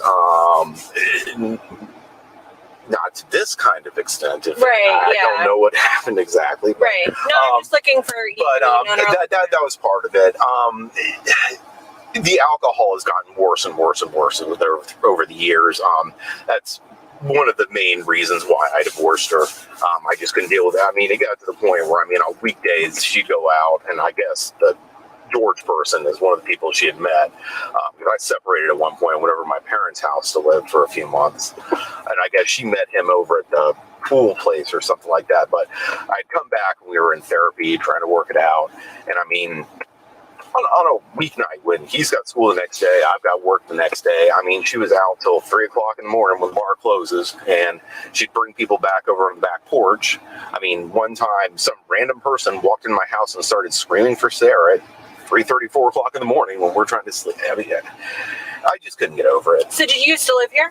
No. I bought her out of our house. Okay. I was going to just sell it and move because I kind of want to go back to College Park, which is where I'm from. But right. I thought it would be maybe easier for me if I just bought her out and kept that house, so we had a little bit of continuancy, kind of. Understandable. So that's what I ended up doing, and then she moved right down the street here. So. And how long would you say the alcoholism has been a part of her life? Well, I mean, it's always been a part of her life. It seemed to have gotten worse and worse. I think more or less kind of since we had, and I think a lot of it was the fact that she kind of, I guess, maybe felt trapped or something. Okay. That, I mean, before that, I mean, whenever she wanted, you're outside having a drink. Oh, I want to go play pool. You go over across the street, you play pool for a little bit. Yeah. That's not happening anymore when she got a kid. Right. So How old's your son? he is 9. So, but I mean, she started just getting really angry when she drank a lot. She said last night she fell asleep. There were plenty of times where she just basically passed out from drinking. So, So you've witnessed her pass out from drinking? Oh yeah. Okay. And when she passes out, is she like out cold? Oh, she's out. Like how difficult would it be to like wake her? Well, I mean, if I were to like shake her or something, Right. I could probably wake her up. But me making a phone call or noise probably wouldn't do it. Okay. And would she be like in the middle of doing something and just like out cold, or would she go to bed? Yeah, and it would just be out cold? Yeah, she wouldn't like fall over or anything. It would be more of a lay down and then she just out. Right. Okay. What do you know about her and George's relationship, if anything? It was. I mean, I think she had him arrested like 5 or 6 times for domestic violence. I mean, he's stuck a steak knife in the back of her leg one time.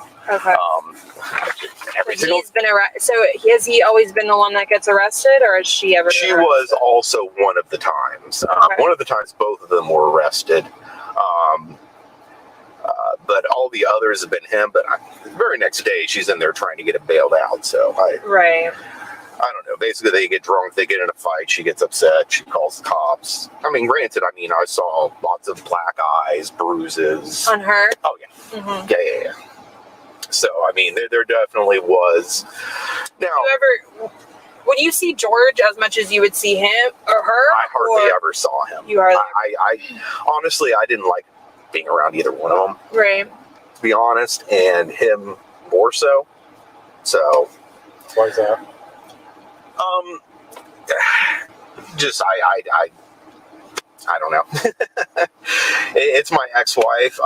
She made me really mad with everything. How the whole divorce went down, and just, I mean, the way she acted and the way she changed, and the way they both are. I mean, what it's done and everything else.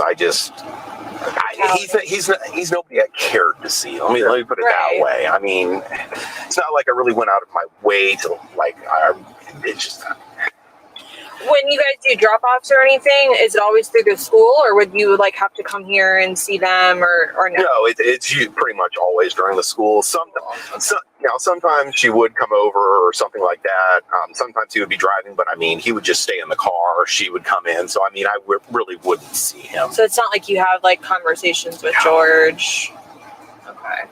No, I mean, maybe a few times when they've drunkenly called me at night because she was telling me she needed to escape because whatever's going on, or she's put him on the phone, but I don't know. When's like the last incident that you recall of there being like a domestic dispute between her and George? I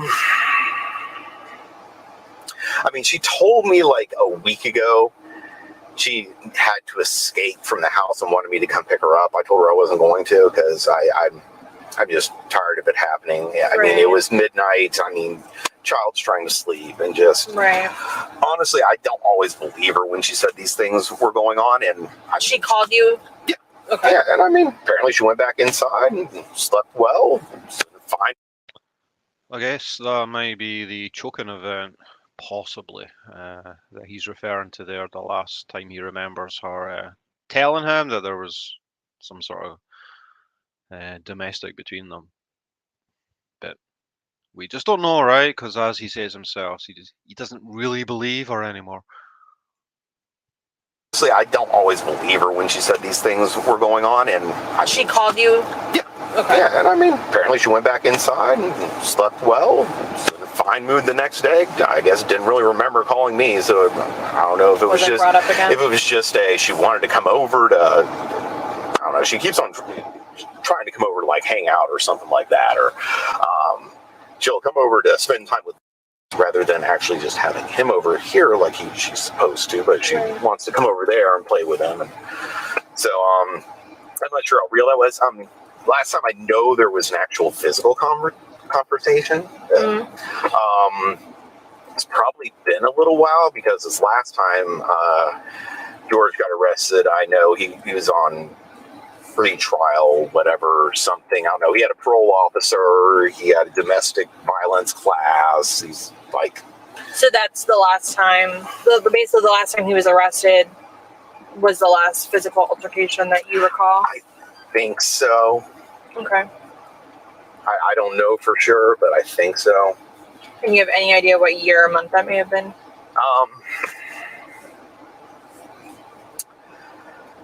Back a few months, maybe? A few months ago? Yeah, something like that, maybe. I don't think it was incredibly long. Okay. Like around the holidays of last year, before the holidays? I think it was probably before the holidays. I'm trying to remember. Okay. Because oddly enough, there was like a 3-week period where she actually had all the time she was supposed to, because he was in jail for a month or something like that. Okay. Because they wouldn't let him out. Yeah.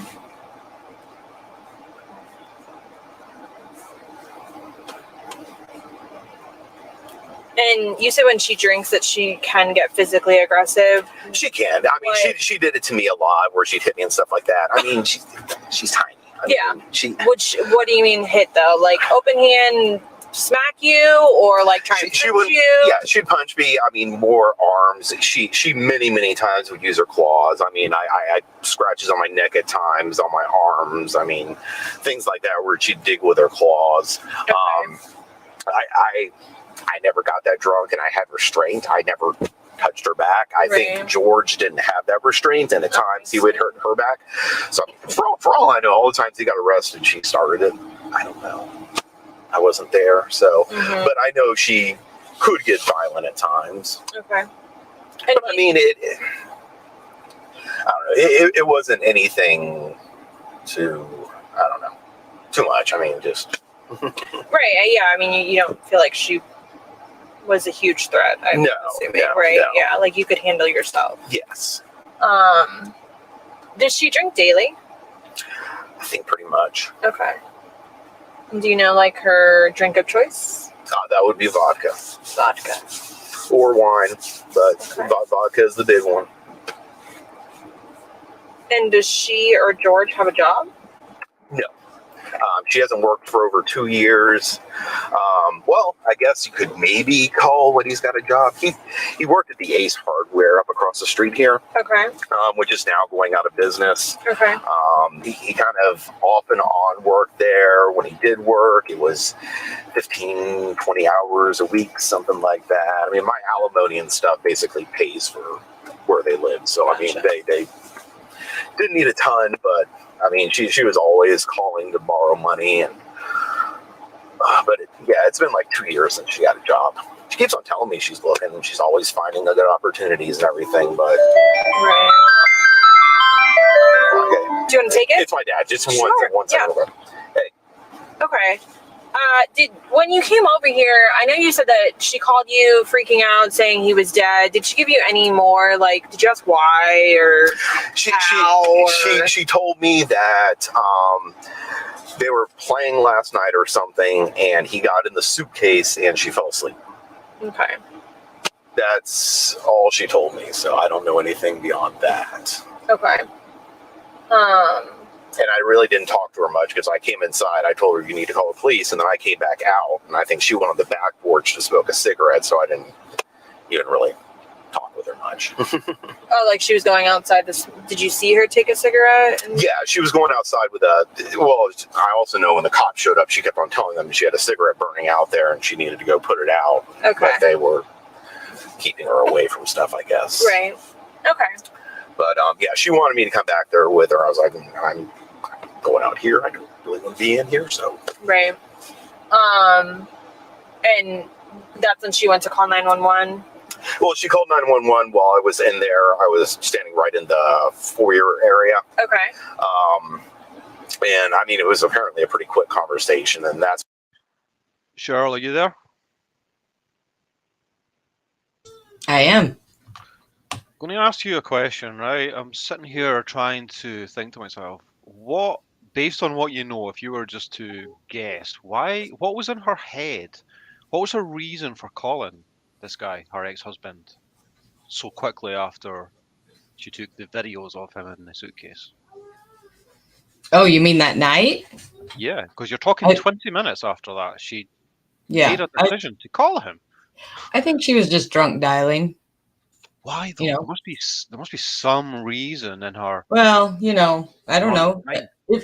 If her anger was still there, like the anger she showed towards George in the suitcase, maybe she wanted to call and just bitch at him. I mean, he said that she would, frequently drunk dial him. Maybe she wanted to call and just be mad. I don't know. Yeah. I don't know. I guess it can't really be any other reason, really. And he just seems like he's the, he's the go-to when she gets drunk and decides to call people is what it sounds like to me. Yeah, well, they've known each other since they were 18, I think he said, right? Right. So, yeah, I think... I really wish that he could remember what she was babbling about, even if it's, about shower curtains or something. I know. I really wish he remembered that. I think if she had said anything wildly out of the norm, he would have remembered. Right, like, so guess what? I got George in a suitcase downstairs. Yeah. I mean, yeah, that probably didn't come up. Yeah, I'm not hearing much. We're playing hide and seek, and guess where George is at? Yeah, no, that probably didn't come up. I'll give you three guesses, Brian. It's not funny, but it's kind of funny. Yeah, I don't know. I have no idea. Honestly, I haven't put a whole lot of thought into it because I just passed it off as just another drunk person making a drunk phone call late at night because she's like that. What I am getting from the ex here, though, just the things that he's saying, not how he's saying it. That's the thing. The things that he's saying, he really doesn't care about her whatsoever. I mean, he left the apartment one way. She went in the back. She did her thing. He's not even going, what did you do? What is happening? Blah, blah, blah. He doesn't even care enough to ask that. He's just, no. He just really doesn't care. But he's doing a really good job to, if he has disdain for her or, some sort of animosity, I don't hear that in his voice, but I hear it by the actions that he's talking about. Yeah, I don't know. It was this. I don't know. Yeah. He talks about she called and she's telling him, that, George is choking her or whatever. And he's like, yeah, but, hard to believe because she lied all the time. And there's just really no concern for this woman whatsoever. I know. And that's, like you say, it doesn't sound like he's going out his way to make things even worse for her, right? Or to exaggerate. I don't think he's exaggerating a damn thing. I think I don't either. I think if anything, he might be kind of not minimizing it, but he's not giving the full picture. He's like, oh yeah, she did that all the time, but maybe it was like 20 times a week, something like that. I think he's just over her. He's over her alcoholism, her antics, her abusive relationships. He's just over it. And he's just, hey, here's the facts and, do what you got to do. And I'm going to go take my son to Chuck E. Cheese or something, he just seems over it. He doesn't seem shocked at something as tragic as this as a card, right? He's like almost... He's right. Not really that shocked, Right, because he at this point, you need to remember, at this point, for all he knows, she did do this on purpose because he made the comment, oh, well, does she get violent when she drinks? Yeah, she can. Yeah, but not like this. So, in his mind, there's still a possibility she actually killed him, right? Yeah. And if she did, or if that's, he really doesn't sound surprised. Shocked, like I can't really believe this is happening. I don't know what to do with this. This is weird. And he's just, it's Tuesday and I'm going to tell you about my ex-wife, you know? It's just, to me, that tells a lot too, because he has known her through the majority of her addiction, right? Yeah. And, you know, he's seen here and there and come and go, you know, all these relationships, because I would be very surprised if George was the only abusive one she's ever been in. And, yeah, to me, that's what's really super telling too. Yeah, I agree. And something that may be relevant comes up later on when the male interrogator starts asking about the baseball bat, starts asking a few questions. So that leads me to believe that his injuries were, you know, not nothing, right? Right. Not where she tried to pass it off as he's clumsy, he runs into walls, he fell off a bike, blah blah blah blah. Like you had said last time, those are classic excuses that abusers use to excuse the bruises on the other person, right? But yeah, if he's asking about the baseball bat, it's not just a little bump on the head, you know, because he fell off a bike or hit a wall. Clearly, he wouldn't even ask about a baseball bat then, I don't think. Yeah, it sounds like it's going to be something that's going to, if this does go to trial, is going to be relevant because, and hopefully we'll also find out when the neighbor heard the noises from the stairs next door. I mean, I'd really like to know what time he heard that, or they heard it. When she started to go that way, and I just told her I'm going out front. So Okay.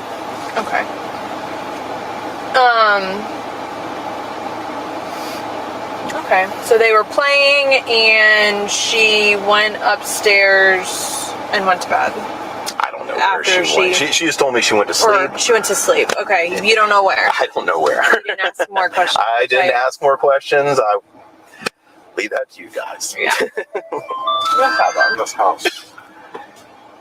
Well, I was in the foyer. No, not today. Oh, other than today. Before today? I'm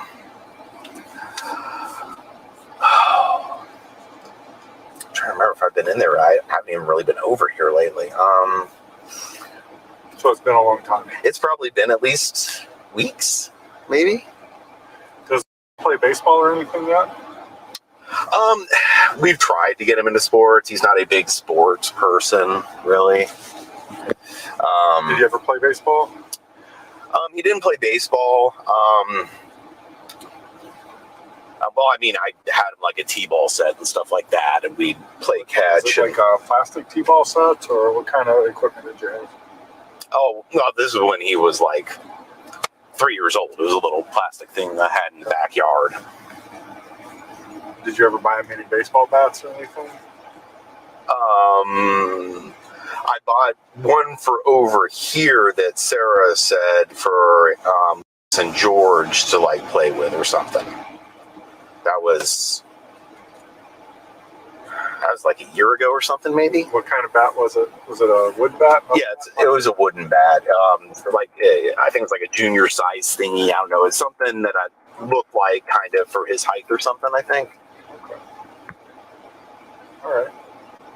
Sorry.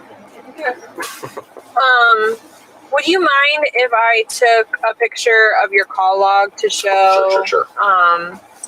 That you've all the Do you just want to see hers, or you like zoomed in on hers so you can see all those? Yeah, that's perfect. So I'd say starting from today. I know her phone. Did you text with her at all today? Not today. I don't think I did today at all. Sorry.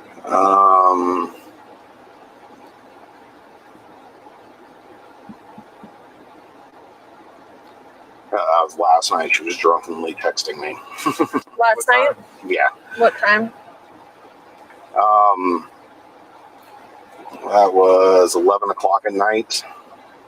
I think that was Last night was Sunday. Was it there? Oh, that's Saturday. Never mind. Saturday. That was Saturday night when I was watching the baseball game. Okay. Yesterday, which is that, when she said her account was in the negative So I transferred her a little bit of money to get her out of the negative. She sent you. Oh, that was the morning. Okay, so she thanked you at 11:56 that morning. Yeah. Right. Okay. What's the last thank you? What time? Okay, so just a few times. Yeah, and then that one at She left 12:01. 12:01. Okay, so afternoon, Sunday afternoon. Yeah. Okay. And then the calls. Do you need like? Yeah, I'm gonna. Okay. Yep, I'll start from the top where it has her information. Go ahead. You can scroll down, and that's fine. Perfect. Okay. Thank you very much.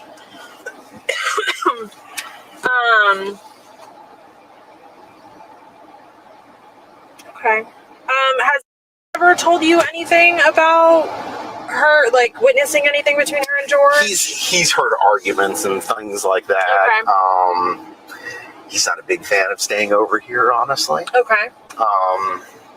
Just because they get in arguments and stuff like that. I don't think they've ever had a physical fight in front of him. Okay. But I know there's been arguments he's told me about. Okay. There's been times where I think things were starting to get to that point, and she has called me to come pick him up. Okay. And bring him back over to my house. So okay. She's generally pretty good about having me come get him if, which leads to me not having a life because I can't ever do anything. Right. So I can't go anywhere because I'm too worried about something happening and me having to be over here quickly. Yeah. Okay, do you have anything else? Yeah, do you know if she's ever had any issues with drugs in the past?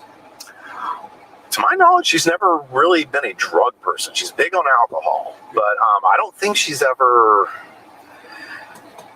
done. I mean, I think she told me like one time, like back before we got divorced, that at I don't know, this bar thing over there across the street near the Walgreens, whatever it's called. Okay. I've never been there, but somebody gave her a little bit of cocaine, like 2 years ago or something like that. But I've never known her to do drugs.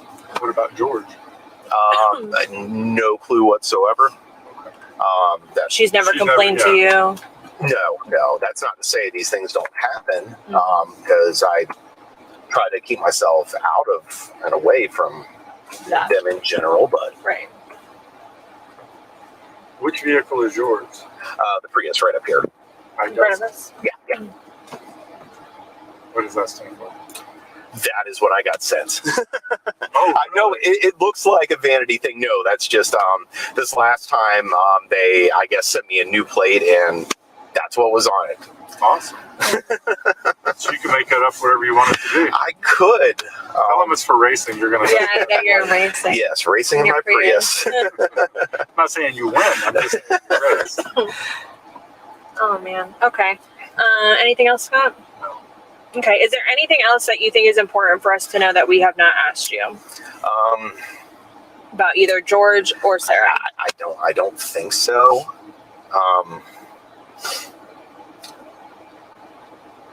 When I mean, you guys have been separated for what do you say, 5? We've been divorced about 1.5 years.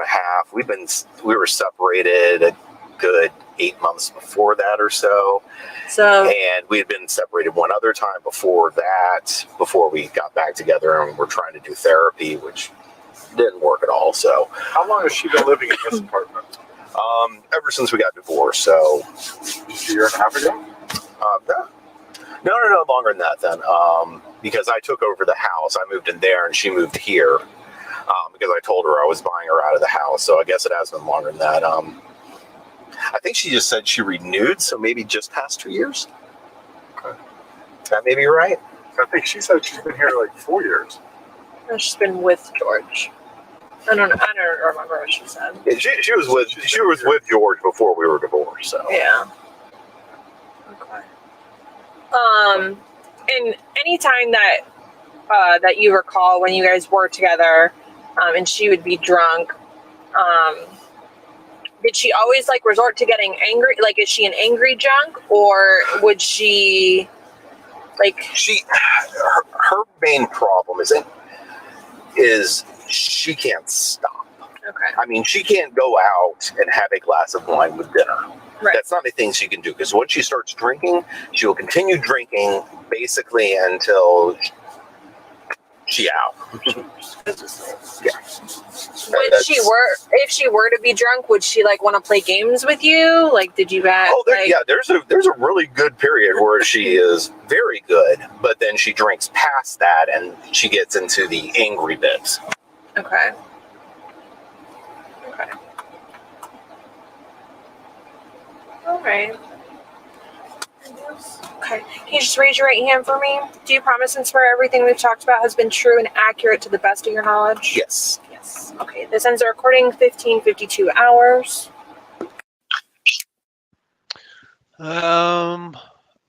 Any thoughts, Shirl, before I play this last interview, which was a week later when they just go over that particular phone call I mentioned? No, just kind of what's going on in the comments about, you know, his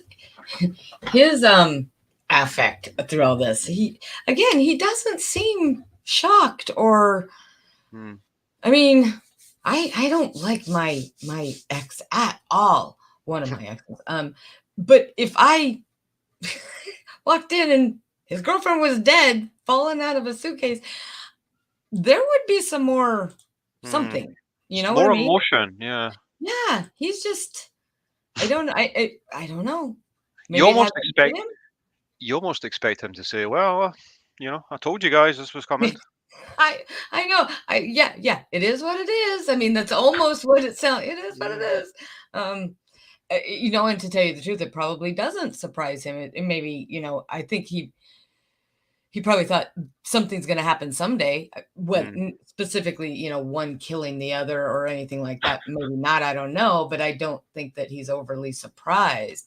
But I mean, even if he didn't like George and that's where the feelings are coming from, the thing about, you know, damn, you know, this woman that I used to be married to, like, wow, she may be going to jail forever. And he's just not doing that. He's like, you know, like he's being interviewed for a job, you know. Oh yeah, so I got some calls and oh yeah, and you know, a couple chuckles. I don't know. It's just maybe.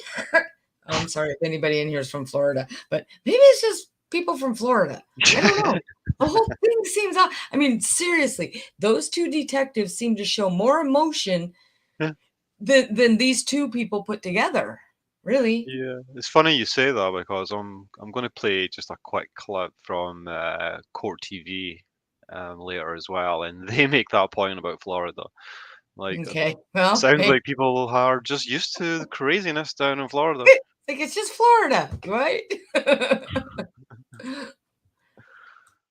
Yeah, Jackie, you were just going to say that he was expecting a tragedy to occur with these two. Yeah.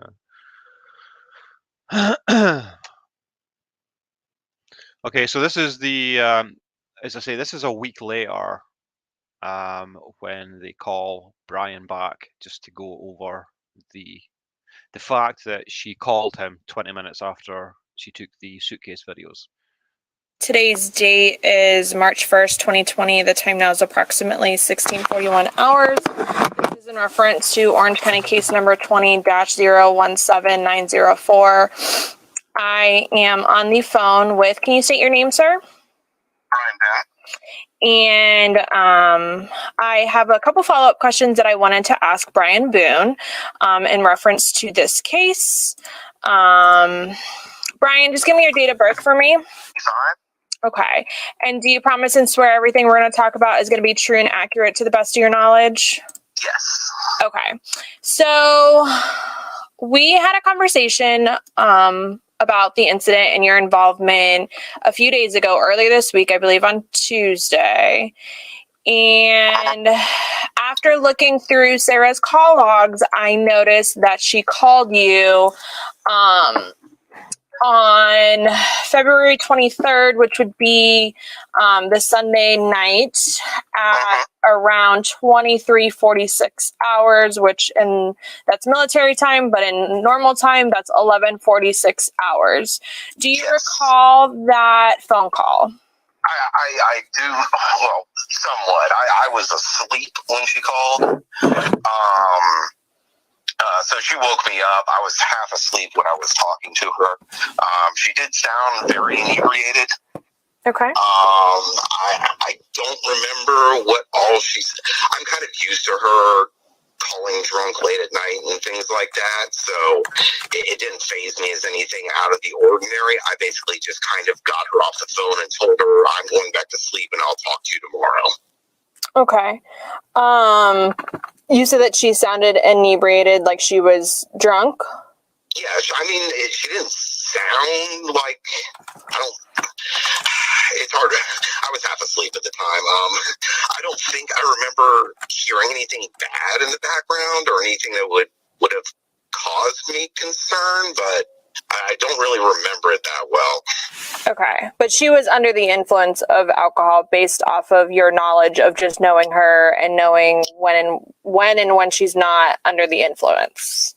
Yeah. As soon as I heard her start talking, I almost kind of just zoned out away from it because she says all kinds of nonsense when she does this late at night, and just I was trying to get her off the phone so I could go back to sleep. Okay, so do you remember her saying anything specifically about George? I don't think so. I don't really remember. I really don't remember much of the conversation, honestly. Okay, I appreciate it. Okay, and the phone conversation lasted for a little over 2 minutes, if I'm not mistaken? May have been, yeah. Okay. And you said that is kind of normal for her to call you late at night or just kind of whenever she's under the influence and she's kind of just babbling on and you have to try and get her off the phone. Yeah, if you don't. it's a thing that happens. Okay. Okay, so you can't remember anything specific about what she may or may not have said, but she did sound inebriated. Does that sound correct? Yeah. And you couldn't hear anything in the background? Not that. As far as like arguing or yelling or anything like that, you couldn't hear any of that? I don't think so. Okay. Do you know where she was located? Did she ever say? I was assuming she was at home. Okay, but she didn't say. I mean, she didn't have a lot of money. She didn't really go out anywhere, so I assumed she was at home. Okay. But you wouldn't know where in the house she may have been? No. Okay, she didn't give you that information. Okay. Not that I remember. It's possible she said something. I don't really remember, though. Okay. All right. Is there anything else that you think is important for me to know about that phone conversation? I don't think so. Does that typically, do you guys talk often? Like in a day's time, like do you guys talk daily? More than I would like. Normally, anytime I'm calling her, it's to find out if she's actually going to be picking the child up like she's supposed to. Right. Like that next morning with me constantly calling. Right. She'll call to talk to her, or sometimes when she's drunk, or she wants me to come pick her up because she's scared of George, or, any number of different things. Okay, you're kind of like her call person, like she... Yeah, it's gotten very old over the last couple of years, so I've started to just kind of ignore what she's saying and just try to get her gone as soon as possible. Right. Because, honestly, for a long time, I tried to help her out, give her refuge, get away from him, and she just kept bringing him back, and I eventually just gave up on the situation, so... Right. Okay. All right. Do you promise and swear everything that we have talked about has been true and accurate to the best of your knowledge? Yes. Okay. This ends the recording at 16:47 hours.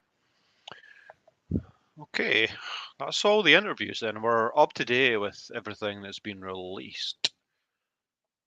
I wanted to play a couple of clips. This is from Court TV. I think this was back in March or April. All right, let's bring in the think tank on this one. Michael Sterling, Ann Bremner, Rick King with us. Yeah, that was the original date that the trial was set for back then, but it's now June the 26th. Michael, every time I think of this case and this story, I see a defenseless case, and I look at it. She recorded him dying. She recorded herself taunting him. She doesn't call 911 immediately. But it's bizarre because somehow, some way, he ends up in that suitcase. Yeah, Benny, I think the lawyers here ought to figure out a way to go ahead and just, try to work something out with the prosecutors. I mean, the fact that she's charged with second degree and not first degree intentional murder, intentional homicide, has always been, befuddling to me, because it seems like you can establish intent from what she said on the video. She's saying to him, and what she says on the video is inconsistent with her 911 call. So she's saying to him, this is how I feel when you choke me. This is how I feel when you cheat on me. And then in a 911 call, she says, I don't know what happened. He was in the suitcase. I fell asleep, and I don't know what happened. When you can hear him saying, I can't breathe. Right? You can hear him saying that while he's in the suitcase. Hey, no, seriously, I can't breathe. Let me out. And she refuses to do so and sort of taunts him. So I think they need to figure out how to work this out, Ben. And this is not a case that I think should be tried. Sometimes you try murder cases because, there are only two outcomes. There's either death penalty or life in prison without the possibility of parole. So you take your chances. But when you're charged with second degree, you might want to try to work something out. Yeah, it's funny. This guy and this lady have zero doubts in their mind about this. This guy here is a bit more reasonable, I think, in my mind. Let's take a listen, and to again, this is graphic, folks, but this is what happened. She's the one who recorded this. Here's Jorge Torres inside that suitcase. Please, quite like this case. There's no defense, and I agree with Michael Sterling. It should be murder one. How'd she get him in the suitcase? And then you can see it moving, and he can't breathe. I mean, what other kind of intent do you need? I mean, she could have buried him alive. It's the same kind of thing. Totally intentional. And then she records it to boot, and then makes it sound like a country western song, like you should have thought about that when you were cheating. So therefore, I'm going to kill you. I mean, it's all very clear. The intent, premeditation, it's all there. And she's even indignant about being videotaped as she's going out to the police car. I mean, she has no shame and she has no defense. Rick, I have to. Yeah, that's the thing, Melanie. It's impossible that she got him into the suitcase. It has to have been voluntary. So I don't know what she's talking about there. Remind you, Rick, this did happen in Florida. You know I was going there. Why when we have a story like this, it is Florida. I mean, it's tragic, but all this stuff always seems to happen down there.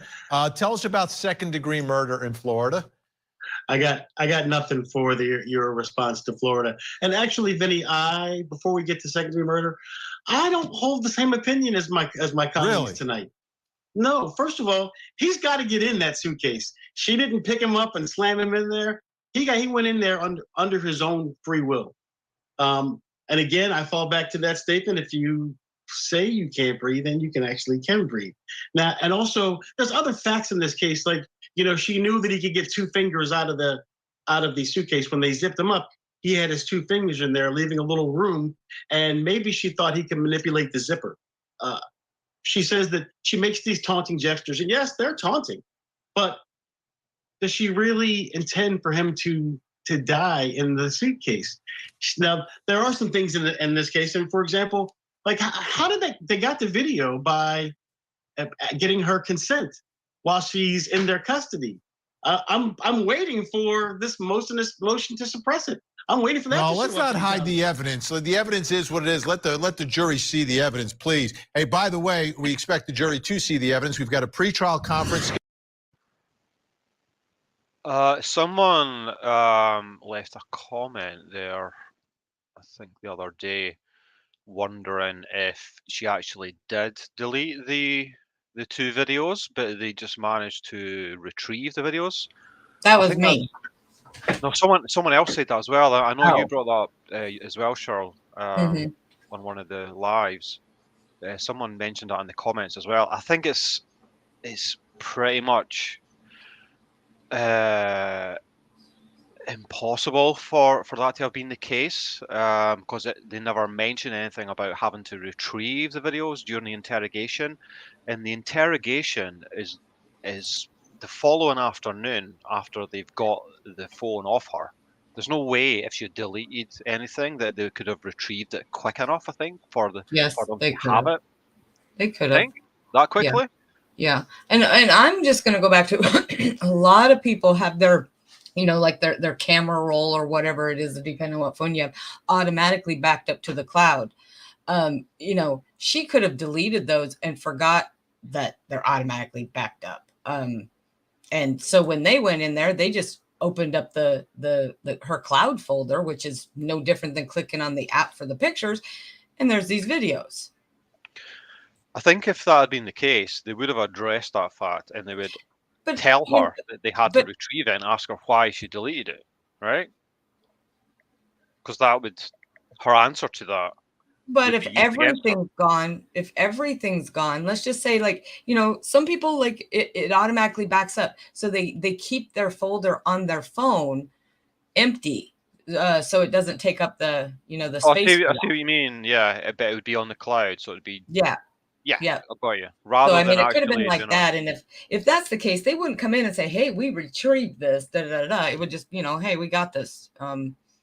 I don't know. I don't know. I have no idea. But I think I saw Melanie say, "What is this dude talking about?" That's kind of where I'm at. So what's his face there says to him, "Hey, we want to talk to you about the second-degree law in Florida." And he's like, "Well, okay, yeah, but first, let me tell you, I don't agree with them." And one of the first things he says is he doesn't think she intended him to die.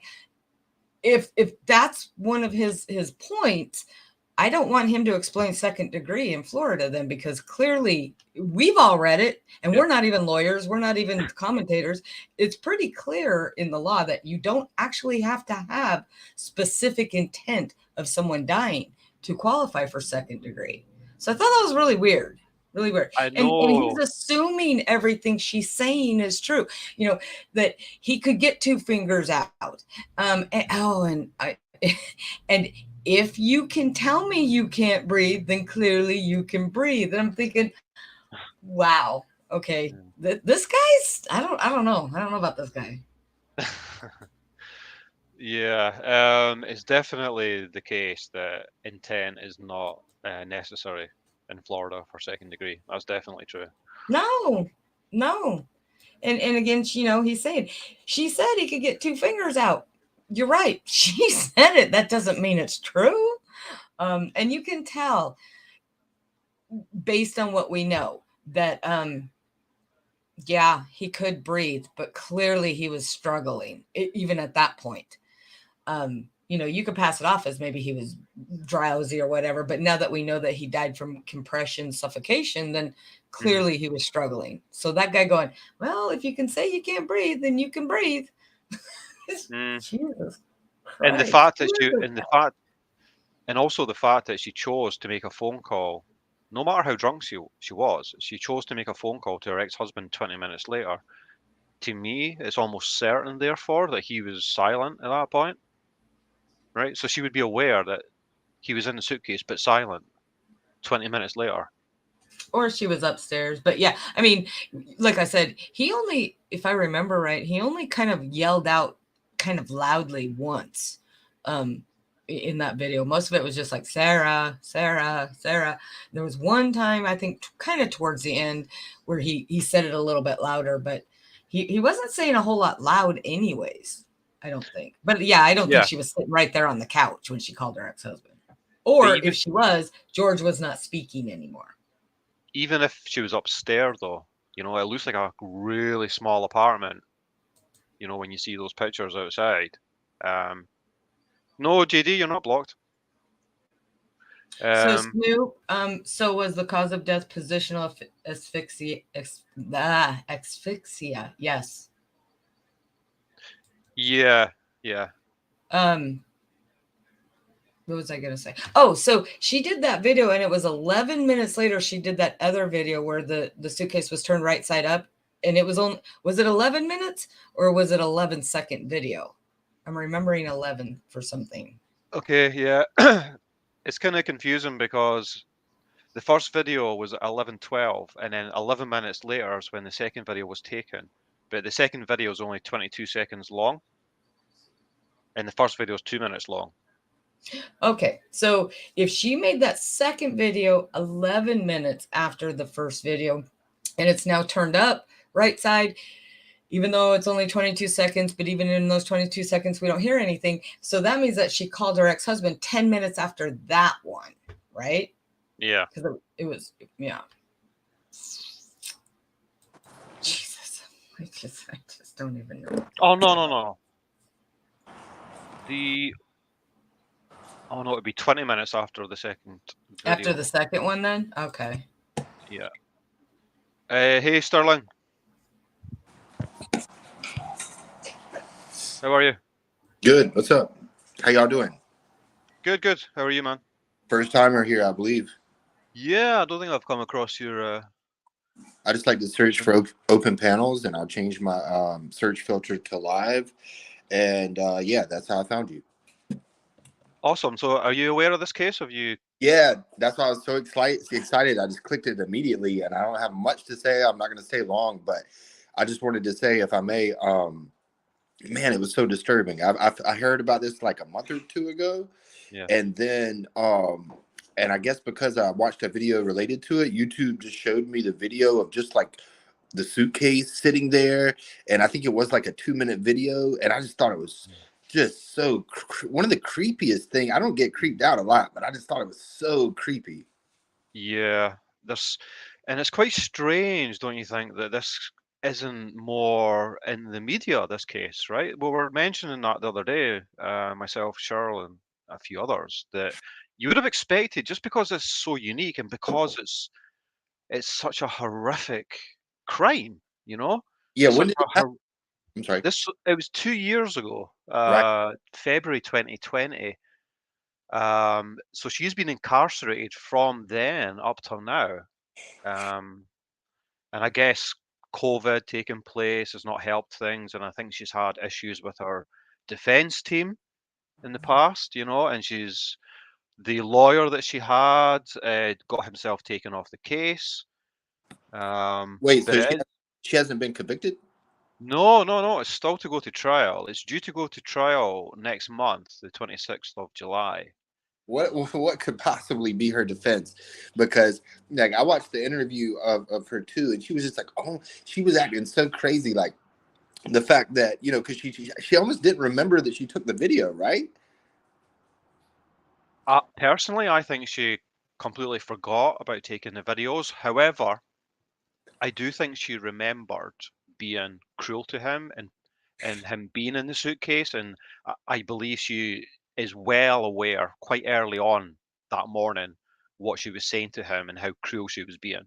Yeah, I think it was her. I think it was premeditated the whole time. Like, I don't know. I only watched one video about it. You probably know a lot more about it than me. But the way it seemed to me was like she had beef with this guy, her boyfriend, fiance, whatever he was, and she came up with this plan, like, oh, to have drinks and be real nice to him. And she may have even, I have based this off of nothing, but she may have even said, oh, okay, I'll get in the suitcase first, and then you do it, and you know, sort of thing, ha ha, he. And then as soon as he got in there, she flipped the switch. Never had any intentions of ever letting him out. Wow. Okay. So you're going kind of further than Sure. a lot of people are going, right? You think it was actually premeditated? I do. with I intent. absolutely. Yeah, because I'm not buying that this was some fun, silly game and she just went upstairs and went to sleep or some dumb shit like that. No way I'm buying that.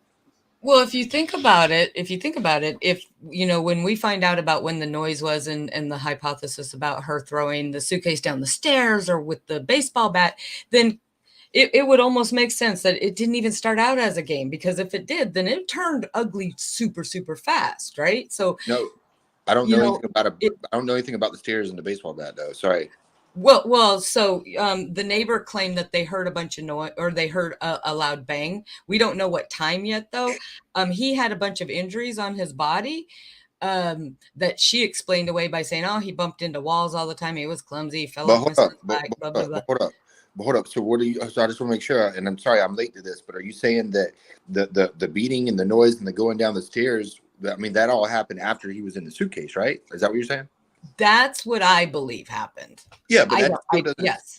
So that Yeah. doesn't negate the fact that it could have been premeditated, though, right? No, that's exactly Okay. what I'm saying. That's what I'm Gotcha. saying is, I've always said, it probably was like some stupid drunk thing. Hey, let's see if you can fit in here. But, if the baseball bat, if they can prove that the baseball bat was used on him while he was in the suitcase, she threw the suitcase down the stairs. That went from a fun game to something pretty violent really, really fast. I don't believe it ever had the intention of being a fun game. I think she probably played it that way, but we don't know. We didn't see the video of before he got in that suitcase, but it seemed to me like it's pretty much as soon as he got in that suitcase, she flipped. She was like, "Oh hell no, I ain't letting you out. This is because of this and because of that." And she had it in her mind the whole. So if she had been acting like that the whole time, he'd have been suspicious and never would have got in there. So I think that she was acting fun and games. Ha ha, he, I love you. Let's have some drinks. I'll do it first, then you do it. Ha ha ha. And then he was dumb enough to get in there. There was sorry. Oh, you go, Melanie. There was one reporter on a video you had played, Rabid, where one of the lawyers or one of the people discussing this even said that for all you knew, she intended on doing it. And he was arguing like you could say this could be first degree murder for all you 100%. Yeah. And there's no way to prove that. It would be super hard. But I kind of do agree. Like I think that there was an evil intent behind her tricking him to get into the suitcase. So I say, how else can you do that? It had to been something kinky, like I'm going to promise you this and that, because she couldn't have got him in there if they're arguing. Yeah. In any way, it had to been something weird. Exactly. And I do think, like as soon as she saw she had that power over him, being in the suitcase, she just went out on him, and that was it. It's over. Okay, the facts that would that would push back against that kind of theory is the fact that Sarah did absolutely nothing to hide her tracks, right? She did nothing to avoid them seeing the videos, unless she did delete them, which looks unlikely to me. She did nothing at all the next morning or during the interrogation to try and get away with this if it was intended, if it was premeditated as murder. I don't believe that it was first degree murder in her eyes. I think she did mean to beat him up, though. I think she did have that intent to hurt him. Yeah. Sterling, you think that she did, though, right? Bro, yeah, man, because it's pretty simple. I don't see how you could argue it any other way.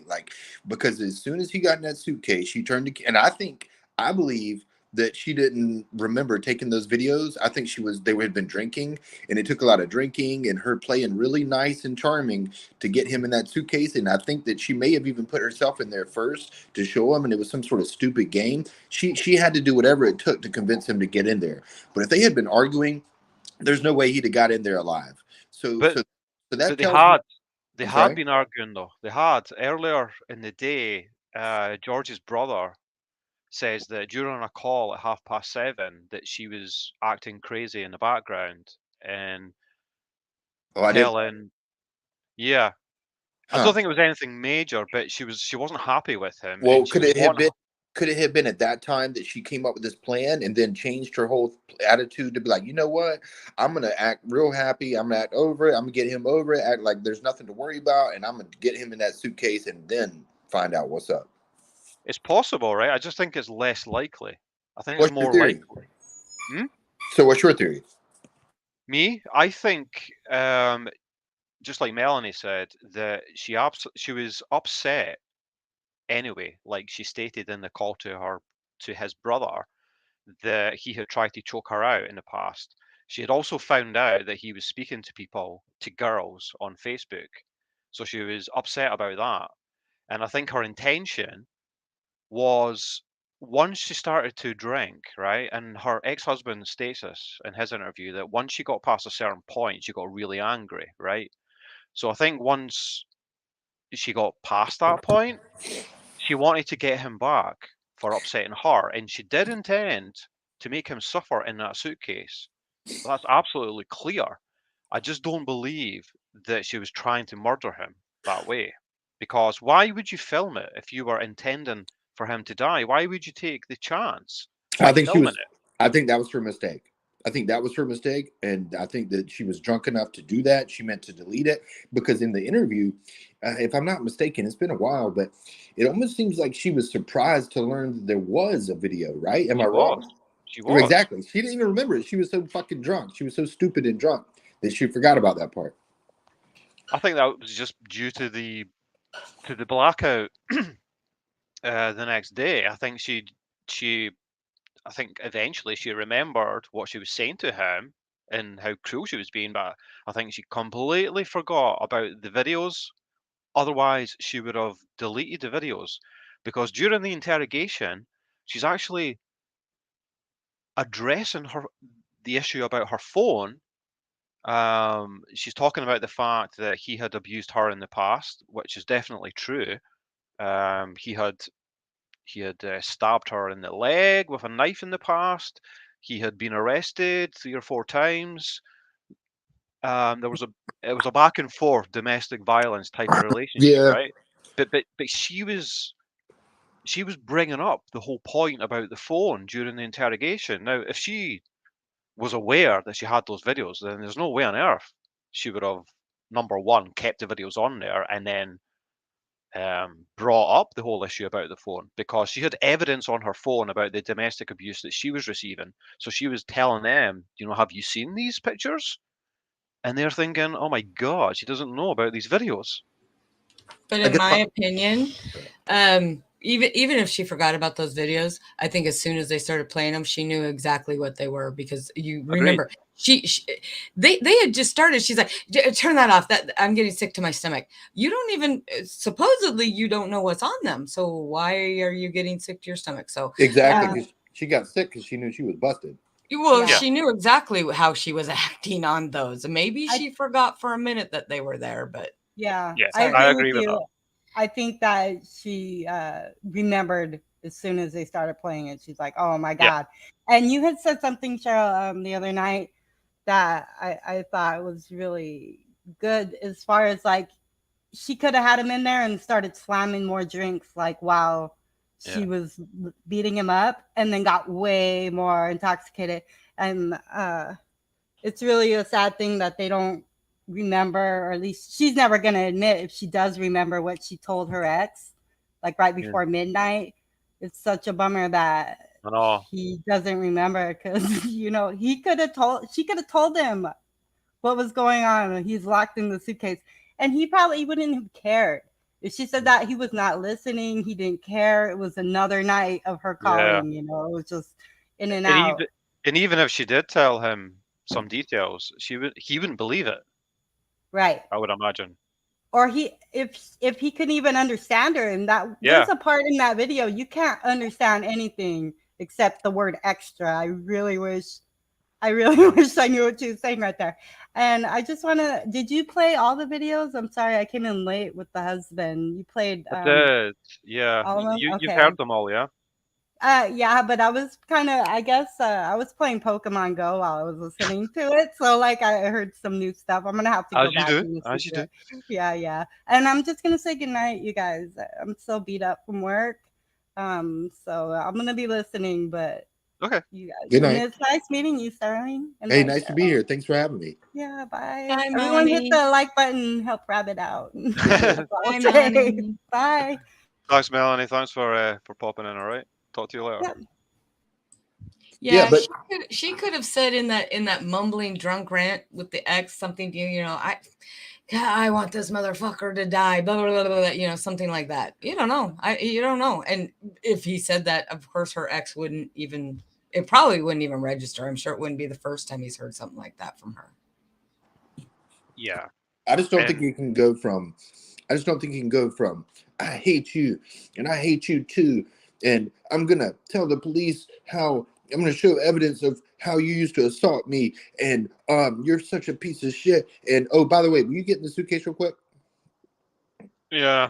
You know what I mean? No way. No way. No way. Yeah. So No. that's the thing that's making me think, because No way. I didn't know about the call with the brother saying that she was in the background screaming, tell him this. So again, like just like what you said, at 7 something you go from clearly they're having a disagreement or she's pissed off and she's yelling at him, to now we're doing arts and crafts and we're drinking wine and we're enjoying each other's company, and he gets in a suitcase and then she gets mad again or whatever. I mean, it's always just kind of weird. Yeah, isn't that convenient of how, if that's Yeah. how it played out, wouldn't that be convenient for her that the moment he got in there, she just starts to remember, oh yeah, and back to the way you used to physically assault me at that very moment? No, I'm not buying that, dude. She tricked him into doing it, which to me says premeditation. That's all I wanted to say. Sterling, can you see the screen right now? The picture there? Now I do. What am I looking at? Okay, so what happened, you know, you know how you're bringing up the point of like how unlikely it would be that they were playing hide and seek and using the suitcase and things, right? Well, see, this picture here, right, is from her Facebook, from a period prior to this, a few months prior, where I suspect that this might be her husband at the time, or ex-husband. And what had happened is they obviously share a son, and he had gotten into the suitcase, and they zipped it up and they put it on Facebook as if it like as a joke. And this is obviously the picture. There's another one here. That's obviously the kid in the suitcase. So what happened was, after this was put on Facebook, Child Protection Services had to come round, right, to obviously ask a few questions about this. And the kid had confirmed to them that it was, you know, completely voluntary and it was just a bit of fun, and he was willing going along with this, so it wasn't a problem. So that was the end of it, right? Okay. So, but it just points to the fact that this wasn't something completely out of the norm for them. This was something that they Hang on. did. As crazy as it sounds, right? I push back on that. It's not normal for anybody that was investigated. Oh no, it's not normal for most people. But Right. Obviously for them it was, right? But hold on, just because it happened to their son, and whether or not it was voluntary, which it sounds like it was, let's say we believe that, and it happened the week before to the son, that doesn't prove that isn't what gave her the idea. That doesn't prove that she didn't do that to set it up for that. It could have been premeditated a week before that then. Or just maybe that the son getting into it and that whole thing caused the conversation that came up that night about, hey, let's see if you can fit in there. But even still, I don't think that oh, let's see if you can fit in there. Even if it was truthful and honest and let's just have a fun game, you don't immediately switch to, oh yeah, and fuck you for being such a piece of shit, and that's why I'm going to leave you in there. No, she premeditated that. Okay, well, it doesn't prove that, obviously, you know, that wasn't what gave her the idea to do this in some, you know, no, but it doesn't. manufactured. But it doesn't prove that it's commonplace and normal for them to do within their family. Oh no, what I was going to say was, it doesn't like the fact that they had experience with hiding in a suitcase. It doesn't prove my point, right? But it makes it more likely, right, that that was something that they would choose to do because they had experience of doing it, right? I mean, that's all it does. No, it doesn't really prove anything. It proves that it happened to the son the week before, so they were, you know, that's all it really proves. I don't see how it could prove or disprove premeditation. No, I'm not saying that. I'm not saying it proves it either way. I'm just saying it makes it more likely, right, that it's something that wasn't out of the norm compared to most relationships, right? So wait a second. So you think that because the son was in the suitcase the week before, that now it's probable to conclude that every other Saturday they drank wine, watched movies, and put themselves in suitcases? No, I'm not saying every weekend or anything. I'm just saying it's more likely for these people to have this idea because we've got evidence that it's something they've done before, and because it's such an unlikely thing to have happened twice in the space of a few months, that tells its own story. It doesn't prove anything, but it just tells you that it's more likely than it would be in your average family or average household? Like, surely you can see that, right? No, I don't quite follow you. I'm sorry. Okay. Shirl, do you see my point?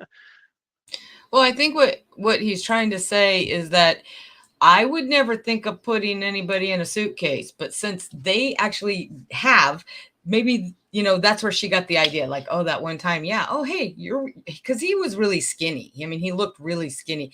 And she could have just said, hey, let's try this. Let's see if you can fit in this suitcase. Yeah, that's what I was saying.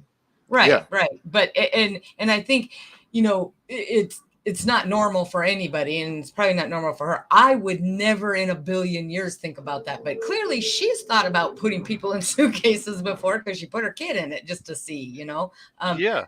But And that's the only so point, that's right? probably, yeah. So that's probably why in her mind it doesn't seem so strange, but in my mind, like I said, I've never tried to put anybody in a garbage can either. I've never done anything like that. So Okay. I wouldn't even think to do that if I was running around playing hide and seek or whatever it is I'm doing. It wouldn't be something I would think to do. But because she's already done it before in at least one other time, yeah, here, let's see if you fit in the suitcase. Yeah, that's what I think. Yeah. Yeah, and if we don't know all the information and all the potential evidence that they might have as well, Sterling, right? You may very Sure. well be correct, right? Because they have given her second degree as a charge for a reason, right? Now, for all we know, I didn't know that. for all we know, they've got some evidence from inside the suitcase that might give some evidence towards him being thrown down the stairs. There might be fibers, marks on the staircase, and that, along with the neighbour hearing noises that to them they said sounded like something being thrown down the stairs. So that there's no way you can argue manslaughter if that is the case, right? I think we'd all agree with that. Well, I think that they have I'm surprised. I was going to ask what charge she faces because I think they have a strong case of first degree. So the fact that they're going for second degree, this should be easy. Well, see, up until now, I've been arguing for manslaughter due to the what could be the mitigating circumstances of her inebriation. Right now, I've lost sympathy for her through hearing some of the recent interviews. The fact that she was callous and casual enough to call her ex-husband 20 minutes after filming her boyfriend pleading in the suitcase, to me is just beyond the pale. I don't care how drunk she was, but the fact that she was able to do that, it's just unbelievable, right? But I still think in the eyes of the law, the case can be made, but the only way the case can be made is if she is lying about only sharing one bottle of wine, because she's clearly an alcoholic, right? Um, According to her husband, and according to, I'm sure there'll be many witnesses to confirm that. George's brother confirms it. It's clear as day when you see her in the interrogation.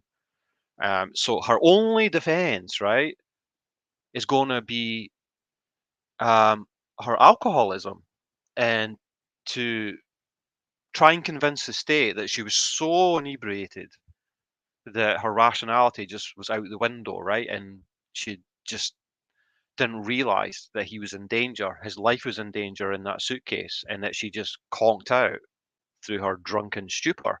But her problem is, I think you've watched the interrogation, Sterling, yeah? Yeah, I watched it once. Right.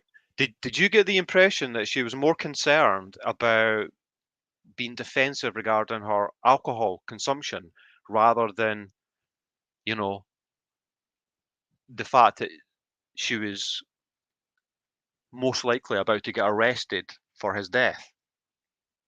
The whole thing was just bizarre. I remember just thinking about how bizarre it was, and I'm not an attorney, but It just seems like almost whatever they do charge her with, whatever it is, all they got to do is put that little video of that suitcase on there and turn the speaker up when she's talking to him in that suitcase and he's yelling out for help, and boom, she's guilty. It doesn't matter what she's charged with, man. That thing was so disturbing. And I couldn't believe even it was on YouTube. And I'm not pro censorship of any form or fashion, but I was like, wow, this is one of the most disturbing things I've ever seen on YouTube. And I enjoyed it. And I'm not sure what that says about me. I'm sick, I guess. But I'm just being honest. I mean, if you're into true crime, I mean, that we've talked about that before. There's a fine line between entertainment and just being interested and curious in true crime, but you do kind of sometimes have to sit back and question your own. Anyways, guys, I got to drop down. Thank you all so much for having me. I hope I didn't argue you're welcome. much, but I like to get back and forth, and I hope I can come back sometime. Yeah, you're welcome anytime, Sterling. All right. Cheers. Good man. All right, so just to throw this on the, just to expand on what Sterling was saying. So I was looking up the first degree.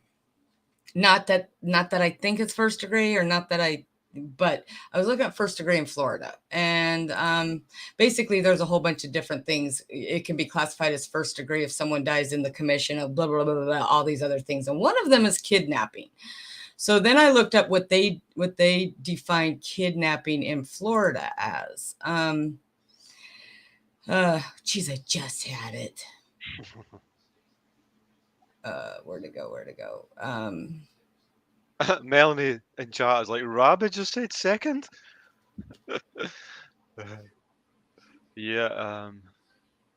See. Oh, so in section 787.01 of the Florida statutes imposes serious criminal penalties for kidnapping another person. The term kidnapping is defined under Florida statutes as using force, a threat of force, or act secretly to imprison, abduct, or confine another person against his or her will.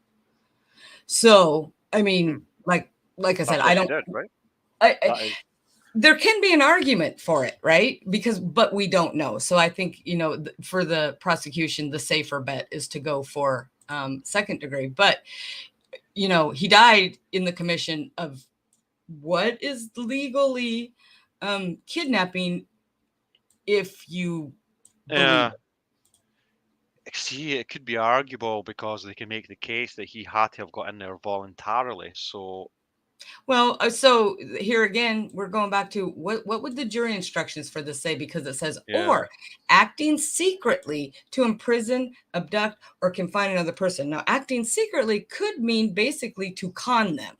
I don't know. That's where the jury instructions would come into play in there. So, I mean, I'm just saying that, technically, I think she probably could have been charged with first degree, but I don't think she ever would have gotten it. But yeah, you could make the argument, right? Just don't put people in suitcases, people. Just don't do that. Don't do it, yeah. Don't do it. It's just, it's weird. Because I mean, let's just hypothetically imagine that Sterling is correct, right? That she actually did plan this all out, like some evil villain days prior, and she realized that she could easily convince him to get in the suitcase. It sounds a little too Hollywood for me, right, for this, but it's possible, right? See, I could go along. I could agree. I don't think I do. I would have to think about it some more, but I could agree because, like I said, I didn't hear the brothers, the brothers' interview. At least not the part where he talked about George calling him at 7:30, and she was in the background screaming and hollering, and they're fighting. And in my mind, possible, very, very, very possible, but unlikely that at 7:30 she's friggin' irate and she's screaming and hollering at him. Then they're drinking, and then everything's kumbaya, and they just go do arts and crafts, and then, hey, let's play hide and seek and get into the suitcase. I don't know if I believe that. If she was pissed off at 7:30, and she was drinking. My guess would be she probably stayed pretty pissed off. Now, she may have, hey, let's do, I don't, she didn't force him in or anything, but I think maybe she thought, you know what? I'm going to teach him a Opportunity lesson. knocks. I think that's what she thought. Opportunity knocks in her devious mind through the fermenting of the alcohol and her bitterness about being upset at what he was doing on Facebook and the fact that he had been physical with her. Because it's obviously on her mind. She brought it up at 7:30 on that call, right? Right. But then again, if I'm fighting with you and you're getting drunk and you're screaming at me, and I know that you have a history of being violent when you get drunk, why would I get into a suitcase? Yeah. I mean, what would have to have been said to me to go, yeah, that's a good idea, let's try that? I don't know. And obviously the guy had no way of thinking like, you know what, if I get in that suitcase, she's probably gonna kill me. I don't know, maybe he did think that, I don't know. But at what point, why would he think that?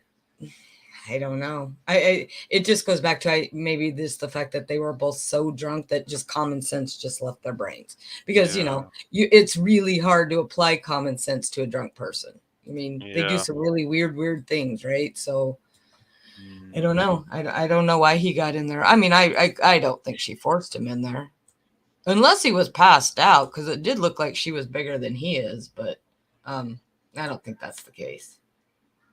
I think it's time for a straw poll, Shirl. Yep. Okay, so we've got 17, 18 in here. So any lingerers are invited to vote. Anybody that doesn't vote is gonna their vote's gonna be second degree. I'm just saying. Okay. I'm quite. I think I've already accepted defeat in this case, but anyway. Okay, so I'm going to give three options. The first, so type of 1 if you actually think first degree, right? Type of 2 if you think second degree, and type of 3 if you think manslaughter. What did you say 1 was? What was 1? 1 would be first degree. Oh, okay. 2 for second degree. 3 for manslaughter.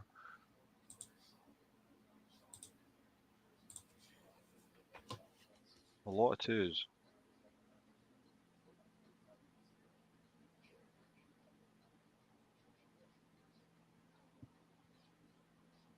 Oh, hey, with respect.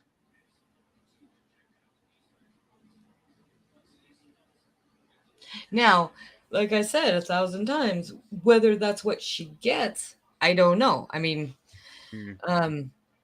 if she does a plea, she's not gonna plead to second degree.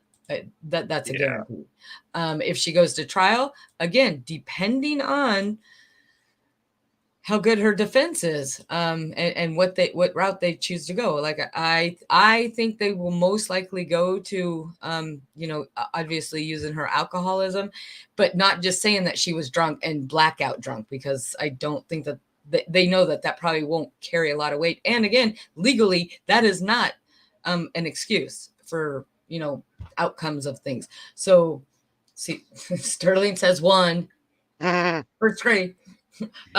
What I think is they're going to try to show the effects of long-term alcoholism on a person's brain, the physical aspects of it, and their cognitive awareness and their decision making, and their impulse control, things like that. That's what I think that's the only thing they can do. But to do that, they have to let her agree to let them tell everybody she's this long-term hard alcoholic, and I don't know if she'd be okay with that. I know, right? Now she's been in there, and she's been in prison for 2 years, 4 months, coming up for 5 months. She's got to have done a lot of thinking. She must know that that's her only route to win in this case, unless she decides to play. She's got to know that. Well, I mean, you and I know that, and you and I think we would know that in this situation, but I think that she has a lot of issues that prevent her from, I really do think she really thinks she can talk her way out of just about anything. Maybe. So again, I hate bringing this up, but it just, she has a lot of Amber Heard qualities for me right now. She just can't see the forest for the trees, you know, and her attorneys, you know, they can only do so much. Mm. And if this was 20, 30 years ago, I don't think there would have been any sort of chance of making a case of mitigation through alcoholism. But you know, the times that we live in now, it's more considered a disease. Not so much over here. It is. That, It's used as it's used. The word disease is used, but the overall consensus, it's not looked at as a disease that carries a lot of sympathy. Yeah, I think that's still true. Yeah. Like as you see here, it's got a part here about criticisms of the disease concept of alcoholism. The classification of alcoholism as a disease also has many opponents. Some claim that it disempowers the individual and that there is no real evidence that it is a disease. One of the problems is that alcoholism is so unlike other types of diseases. I personally believe that, you know, the psychiatric community or whoever pushed so hard for drug addiction and alcoholism to be classified, using air quotes, classified as a disease, because it would fall under, at least here in the United States, it would fall under medical insurance. If it's not, then it wouldn't. Yeah, and it makes that point here. There's a push to make it considered a condition that can be included in health insurance. It actually states that, you know. Yeah, I mean, I would tend to agree with that. I mean, it's not a disease in the same way that other diseases are. Right. So her getting up there and, you know, trying to use it, just the fact that she was this alcoholic and she was, you know, out of control because of her alcoholism. She was at the mercy of her addiction. Personally, I don't think that would sway 12 people. Maybe a few, but not 12. That's why I really honestly think they would have to go with the physical effects. And then, like I said, you know, get psychiatrists up there, get other doctors up there to talk about that, and, you know, show those brain scans. This is what your brain looks like when you're not an alcoholic. This is what your brain looks like when you are an alcoholic, and, you know, that kind of stuff. But just the fact she's an alcoholic, I would seriously doubt 12 people. The other thing is if George was the only one ever being abusive, then, you know, you throw in alcoholism, you throw in a bad relationship, an abusive relationship, an abusive man, you know, she, depending on how they went, they could get sympathy. But like I said, she sounded like she gave as good as she got. She just didn't get arrested as much as him, you know? So that kind of goes out the window. So it's just, She's just a very unsympathetic person. That's just what it boils down to. And she's got the problem about, apparently, we think, lying about how much she consumed that day. Yeah. You know? So they've got to make that allowance. They've got to convince the jury that she was lying and she actually had a lot more, because there is no way on earth that she can claim to have been drunk enough after just sharing one bottle of wine to have been so inebriated to lose her rationality to that extent. There's no way. Well, I mean, they will have pictures of the apartment, and I'm going to guess that there's going to be more than 2 bottles of wine in her garbage can. And he said her drink of choice was actually vodka.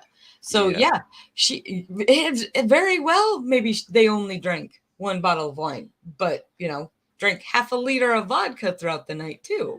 You know, that's For a all we positive. know. Yeah, I mean, Right. for all we know, she was on a liter of vodka a day, right? Right. That she wouldn't consider that drinking. That was just her daily allowance to get through the days. Right, And but she's making it sound like the only alcohol we had all day was that one bottle of wine. There's no way. There's no way. No way. Not at all. Because if, you know, they're drinking this earlier on in the evening, then by 11:30 when she's making that video, she's slurring so bad. That's not that's not a bottle of wine. That's a bottle of wine at 5:00 and doing vodka for the rest of the night.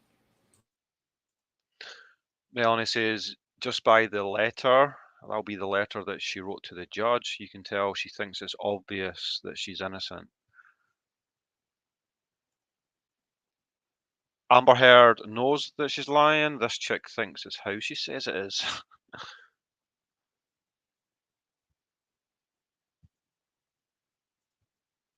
It's the technical definition that is sinking her ship, in my opinion. She seems depraved in videos after death occurred and while filming him in the case. I don't think she intended to kill him either. Yeah, that's what I was saying earlier. You could almost make the case that after the fact, she shows complete deprivation of the mind in regards to human life. You know, it just doesn't. It's a coldness that makes no sense, no matter what medication she's on.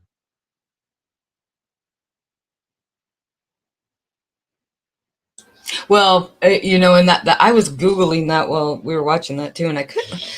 Most of the things that I found with like flat affect and alcohol talks a lot about schizophrenia, and so far I haven't heard anything like that. The coldness, the flatness, the da-da-da-da. Again, yeah, you could probably have that for a lot of situations, but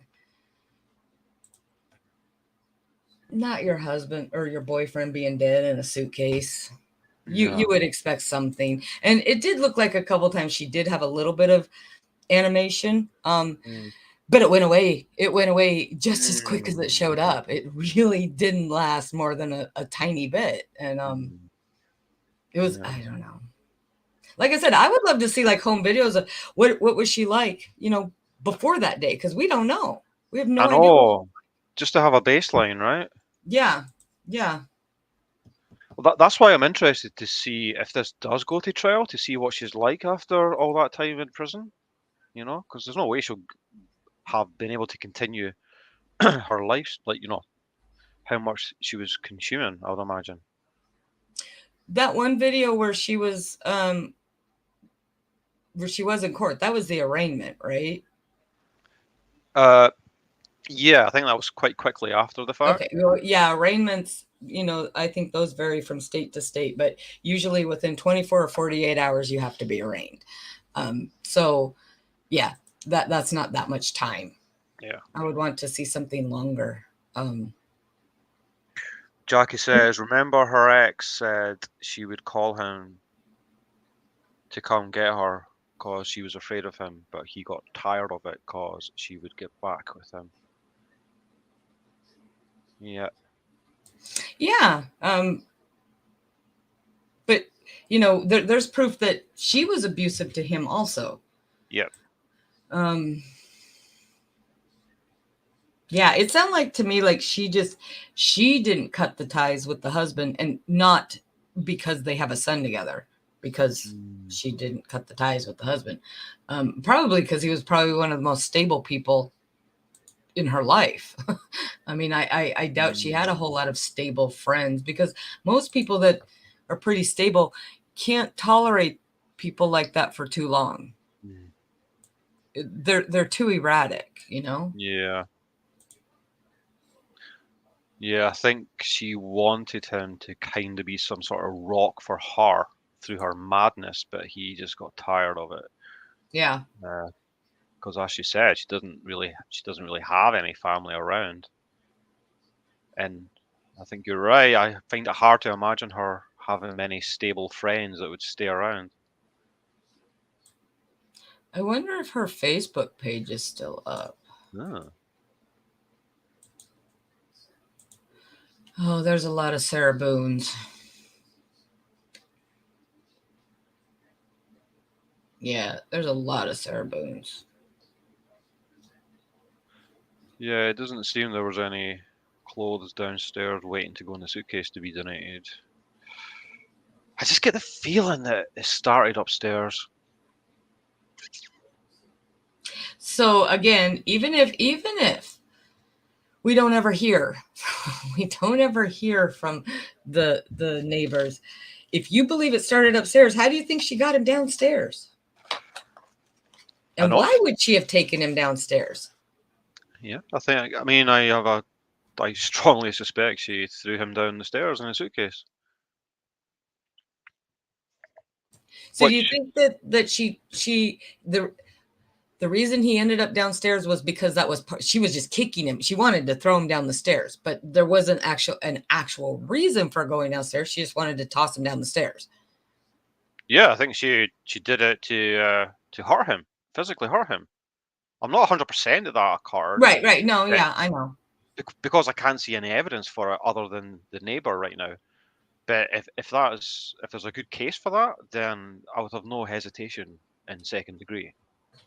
Did she imply in that one, I don't even remember which one it was, that they were going to put the clothes in that suitcase because that suitcase was an old one? They were going to donate that too? Did I remember that right? I can't remember hearing that. I do remember her talking about this suitcase being kind of broken and things. I think she was vaguely trying to relate that to the issue with the zip, maybe. Yeah. She might have said that. I just can't remember though. Well, I mean, the thing that gets me is like if you try to go along with her theory, so you're going to be donating some clothes. You're going to put them in a suitcase because you're just going to donate the suitcase. So you're going to take the clothes downstairs. You're going to take the suitcase downstairs, and you're going to put the clothes into the suitcase downstairs. None of that even makes any sense. You would just put the clothes in the suitcase while you're standing there in the bedroom. Yeah. Makes no sense at all. Yeah, and it went from a bottle to bottles in the garbage. We pointed that out earlier, but I guess you could say it's because she mentioned that they finished off the last bottle.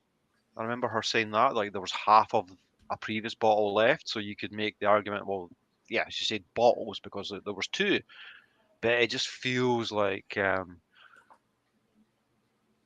was more. Well, at first she just said the bottle. She was just saying we had a bottle of wine. We had a bottle of wine, enjoying each other's company, a bottle of wine. And then she says bottles, and then she goes back and said, well, there was one that had less than half. And did she say that after that fact, did you? I think it was after it, yeah. But I could be wrong. Yeah. I mean, in the big scheme of things, it doesn't prove anything except for the point that what you were saying about her interrogation. It seemed like her main motivation was to not let people know that she was an alcoholic, which is weird, which is very weird. No. Out of everything that could have happened that night, everything that did happen that night, that seems like her main concern. It's incredible, isn't it? And it can only be because she also must have thought that she was off the hook, right? From speaking to them the day before, maybe her reality's still all over the fucking place, and she's perceived that that her story is enough, that she's not culpable in any way. But she's such a fucking mess. And do you know what I noticed as well is that she's wearing the same goddamn t-shirt. Oh. That she, in the interrogation that she has on the previous day. Oh, I didn't notice that. Her goddamn t-shirt. I just noticed that earlier. Huh. Well, I have no doubt that after George was removed, she probably spent the night and the whole next day she probably did a lot of drinking. Yeah, no, I didn't notice that. That is weird. The cops said that they found the receipt in 2 bottles. I'm sure they said there was receipts for 2 bottles, yeah? Yeah. That definitely happened. But like we're saying, I'm sure there's got to have been more alcohol in that apartment. Especially if especially if spirits are her thing, right? So Melanie, where you're saying they wouldn't let her back in for her clothes, she had jeans. She got out of her thing.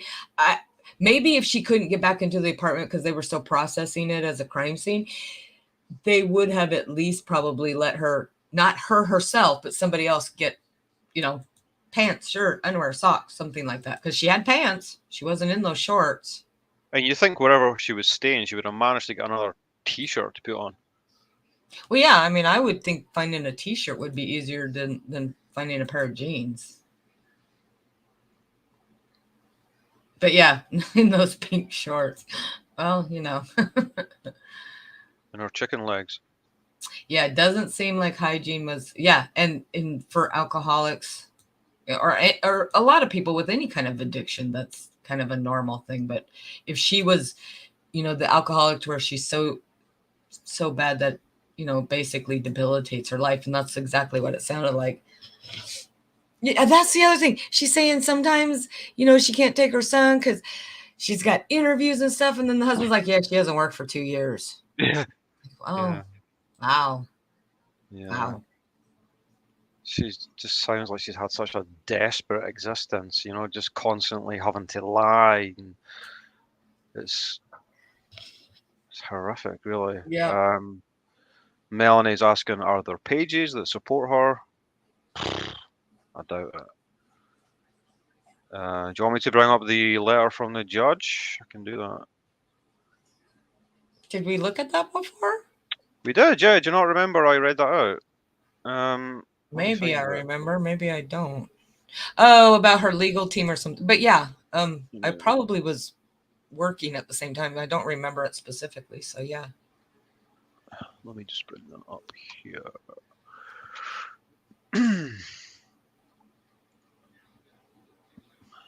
So this is from April the 20th.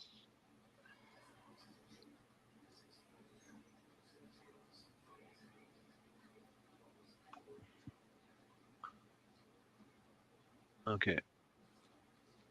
So this is from this April 20th? Yeah. Yeah. Okay. So she says to the judge, thank you foremost and in advance for your invaluable time and concern in this very unexpected and incredibly confusing matter. I am writing in regards to the requested withdrawal, most importantly, of my attorney, Mauricio Padilla, and my team filed on the 18th of April, along with a continuance. Forgive me if this is the wrong approach in contacting you directly, but I wanted you to be fully aware of the magnitude of my shock and disappointment in the betrayal of Mr. Padilla, as I have not in any way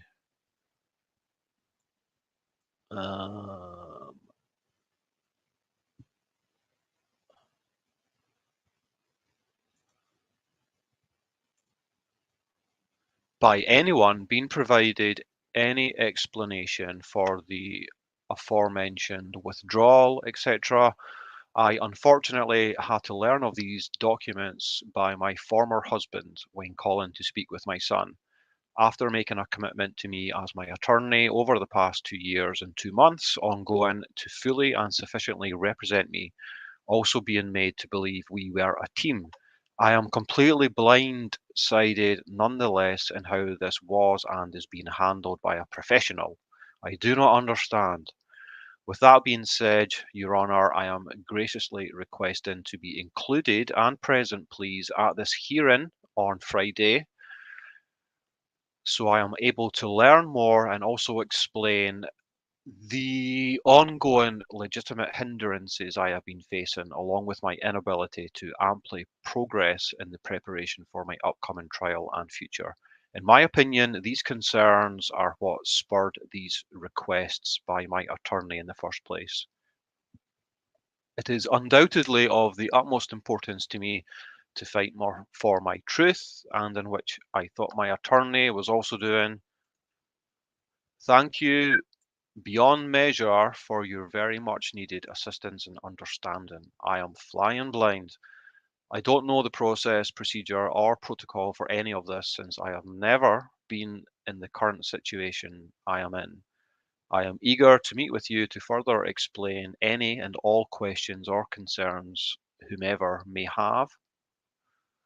Please note with great emphasis, I just want to move forward, especially for the length of time already incarcerated, and remedy this entire predicament, however that may be, in the best possible manner, having my best interest and security above all else. Again, I thank you profusely. I await your response with further direction in order to be in attendance and proceed forward. Exceptionally grateful, Sarah Boone.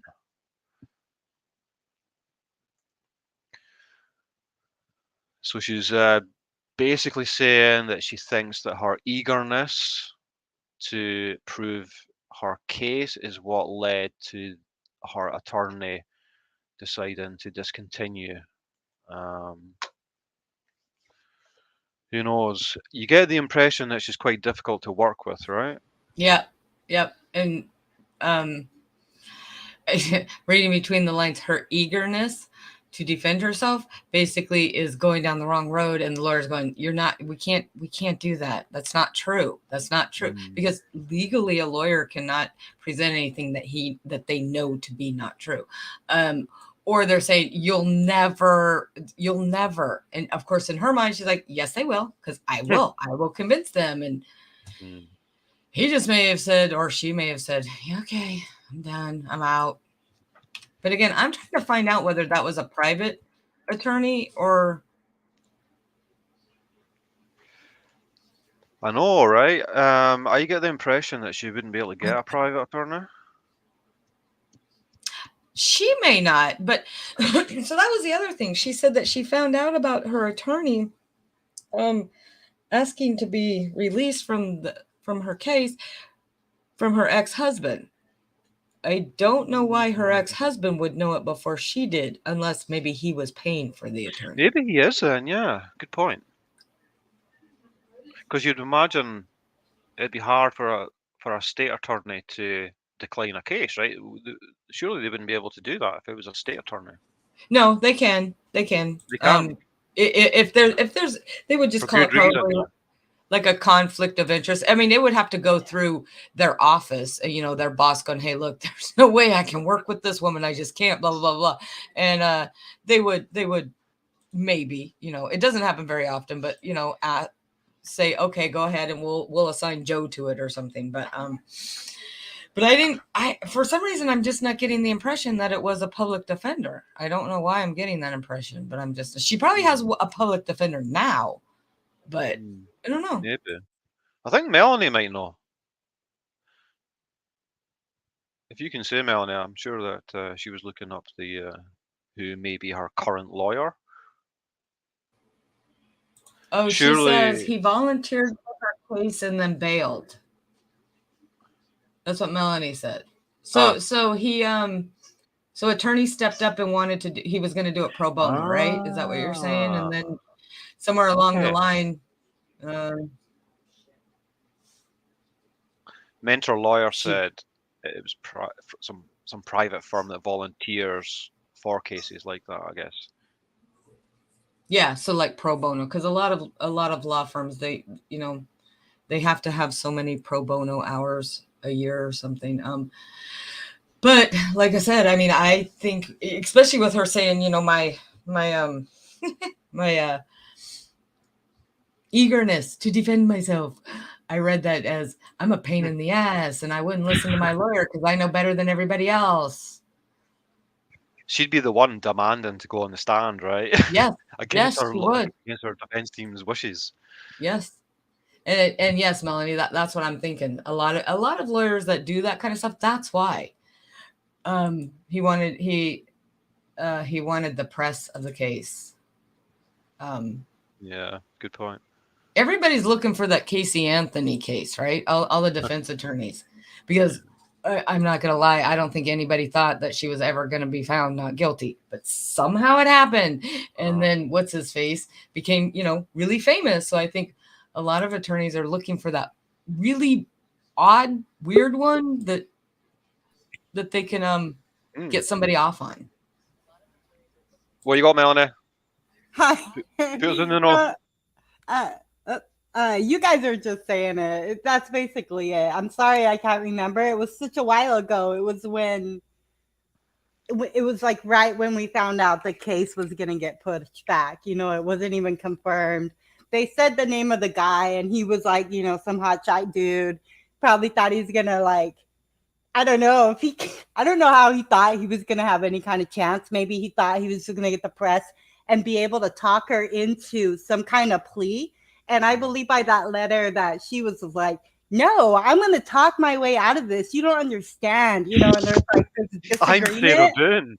And I really, like, but that's just me. Like, that's just me in my head. But that's what I gather. Like, I think Shirl was kind of agreeing on that to a point. I'm sorry. That's what I think too. Yeah, and I can't remember the guy. And then I sent you the guy that I believe is going to be her lawyer.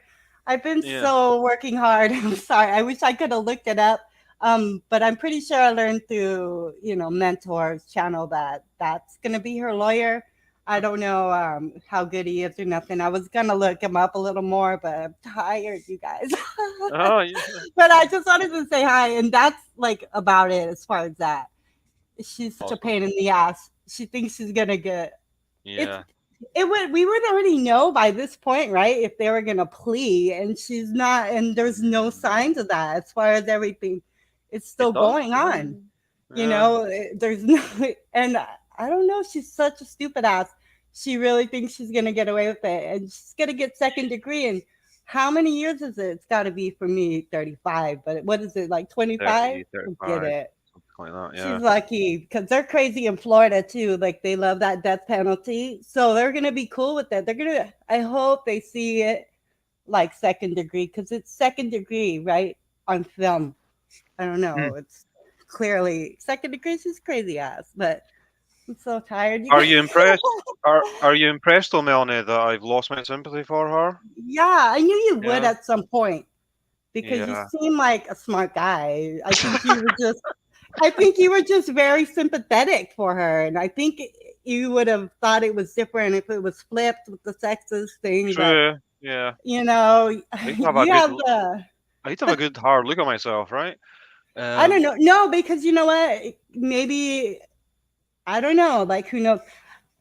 Like, because we're girls. Most of the people on your panel have been girls against you, and there's I would think like we kind of judge girls on a different level than a guy would judge a girl, you know, like I think anyway. Well, damn, not Sterling, right? He was ready for hanging. Oh, that's awesome. I thought it was awesome because string her up.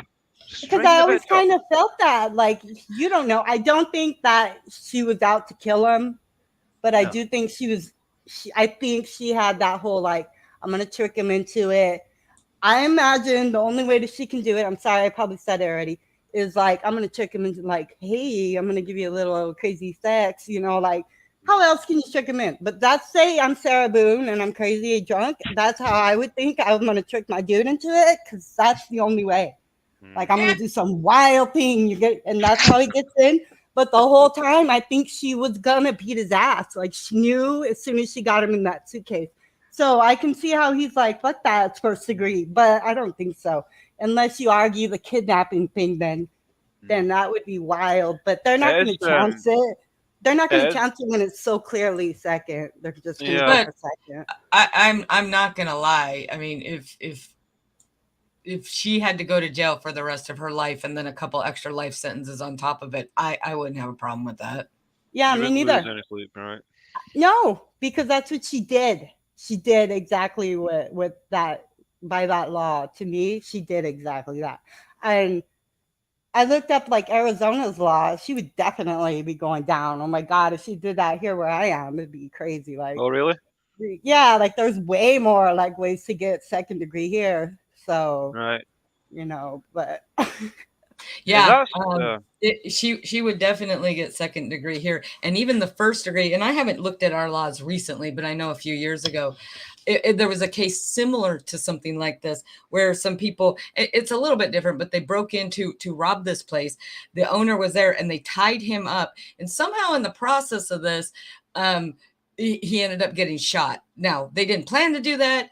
It was I don't know if it was whatever. Well, they were arguing about something, and the gun went off, and it shot the guy, and it killed him. But they didn't get him. They didn't get them on first degree murder for him dying during the commission of a robbery, which you would think, oh yeah, though that's first degree, right? No, they got it for kidnapping because they bound his hands. That's considered kidnapping.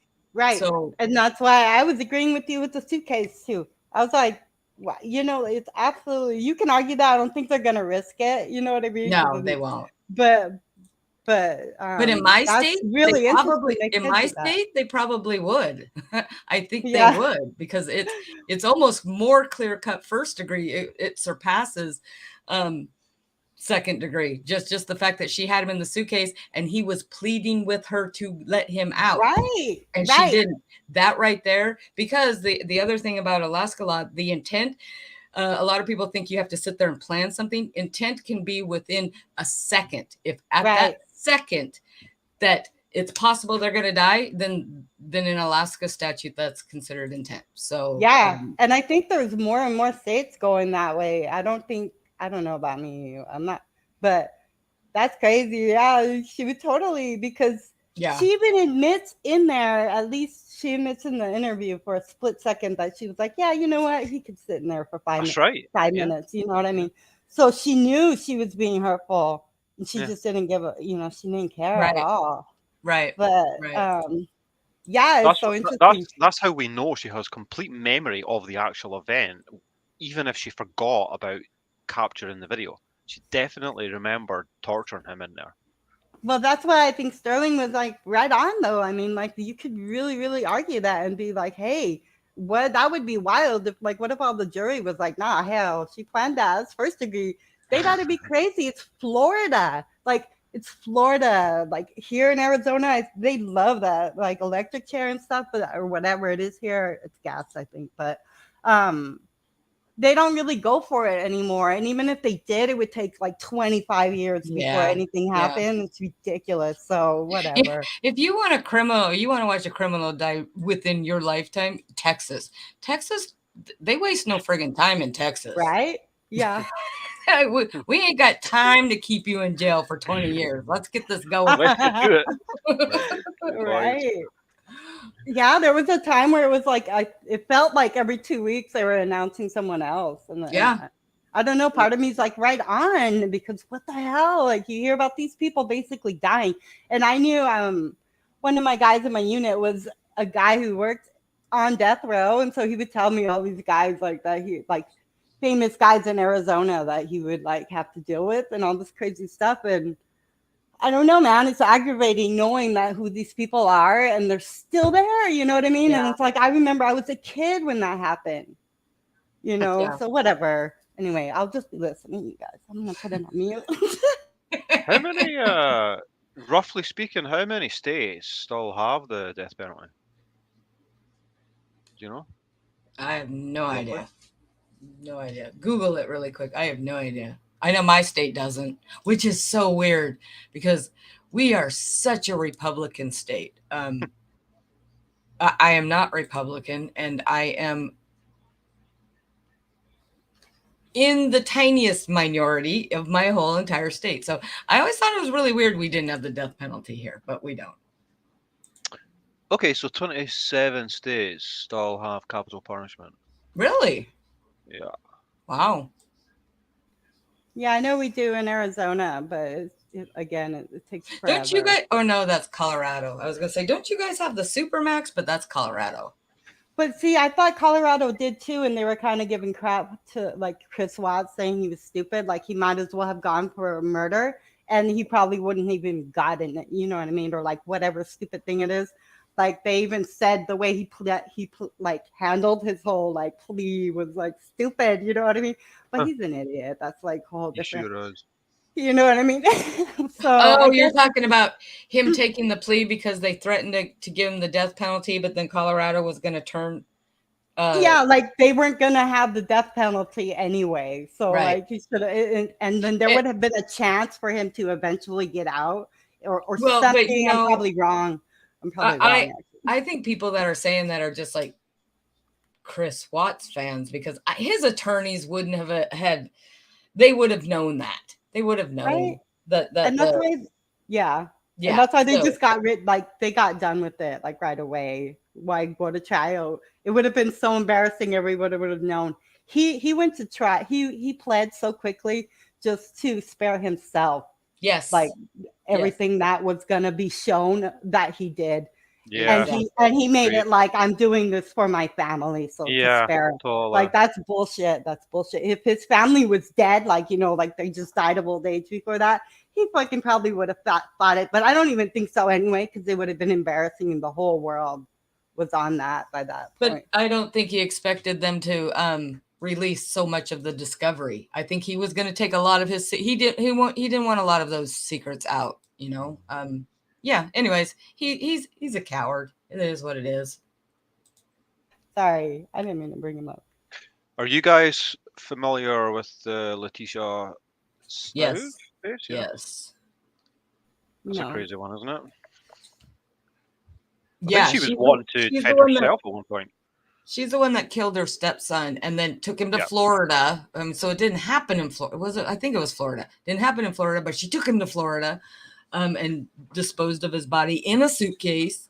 And she's what's that saying? Nuttier than a shithouse rat. She's insane, that woman. Yeah. Yes, she has wrote not just one letter, multiple letters.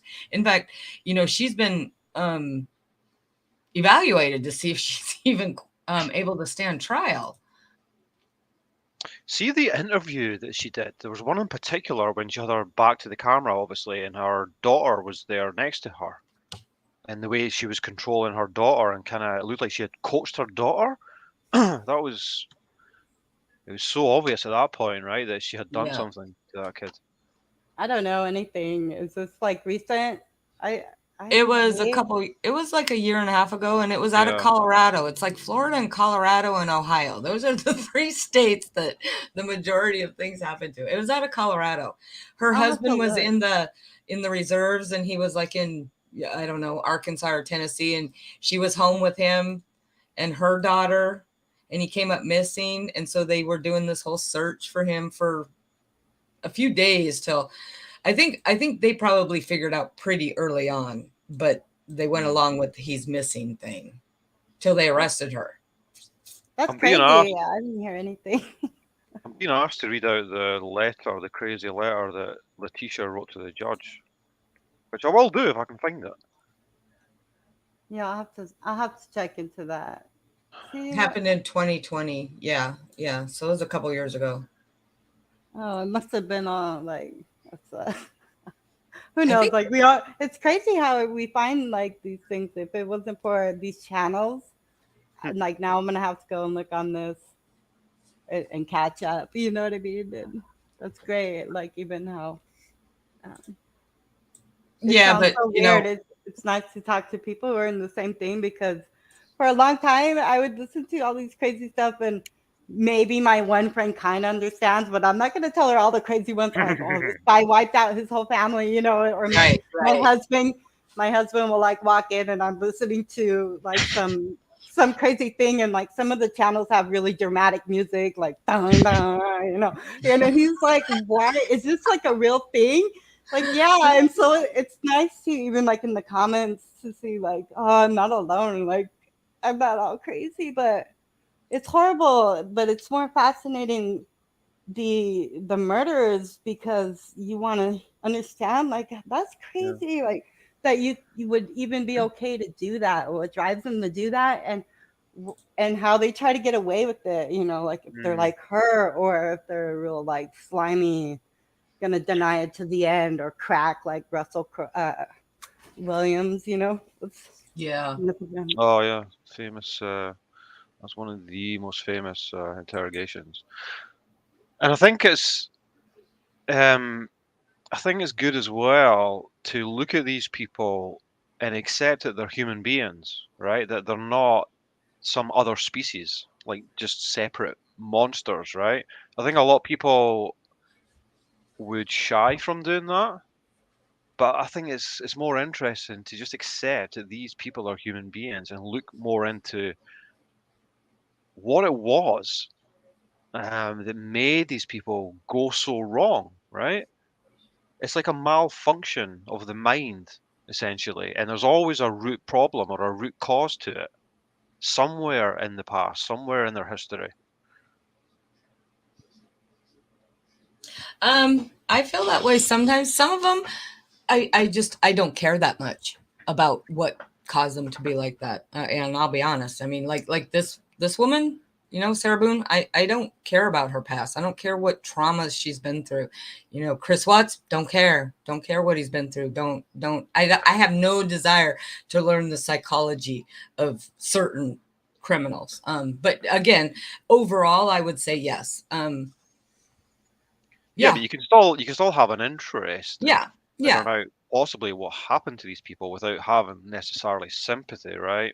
Yeah. I don't know. I feel like I kind of like judge them the way I see them, and then that's it. Like I'm done with it. Yeah, you're kind of right. I'll maybe like I'll watch those behave, like how do you say, when they study their faces and their body language. Body language and stuff. Yeah, like I might check that out, but I don't, who knows how they did it. And sometimes it could be like, it could be all like crazy in their head and mama issues or whatever's going on, or it could just be that they're an asshole and they just lost their mind. You know what I mean? And here's the fuck thing. that guy. Like fuck that guy.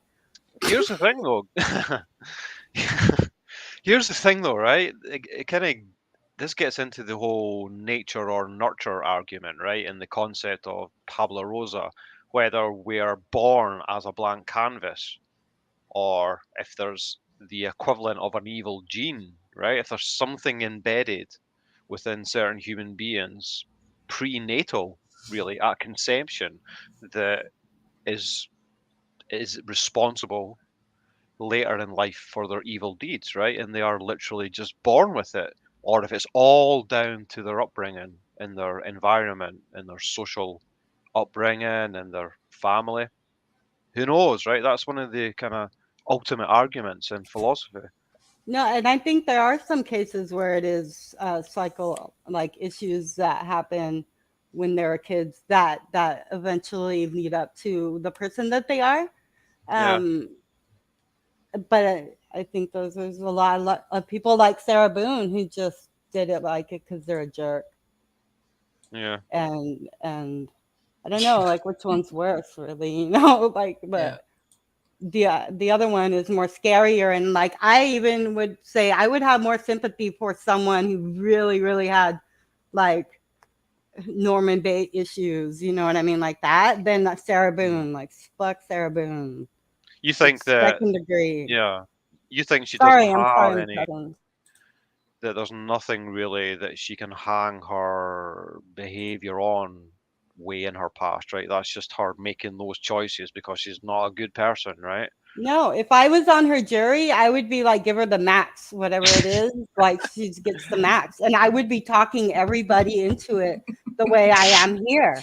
I would be like, this chick murdered him. And whether or not it's intentional, Rabid, this is why it's second degree. And we're not walking out of this room until we're all on second degree because there's nothing else.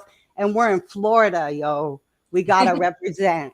You need to, Melanie. You need to get together with Sterling and form a law firm. No, but Start I prosecuting some wouldn't cases. be. I wouldn't be arguing first, but I'd be like, "You're lucky we're not coming at you with first degree, lady. Right. So this is why you better take second degree, or we're gonna like get you on first and try to find another lawyer for free when we got all this crap on you." Like, and the world knows you better hurry up. And this thing with Amber Heard on top of that, where they're like, hey, women can abuse just as much as a man. She's got this on top of that. Everybody already knows about that. You better watch out. This is a woman who clearly, like, it was both ways. And Johnny Depp's whatever, I've been him since forever. But that's regardless. I'm just talking about her right here. She's got a lot to deal with. So she should be lucky that they're not coming out first. I mean, sorry. I Yeah. just thought of something that could go to the first degree if you really wanted to. So the whole baseball bat thing, let's say he does have injuries. We've been saying all along that, he got in the suitcase on his own. What if he didn't? What if she hit him with the baseball bat and stuffed him into the suitcase? I mean, he was skinny enough. Clearly he was skinny enough. But what if? We don't know. So a prosecutor could argue that for first degree. Could. Yeah. Yep.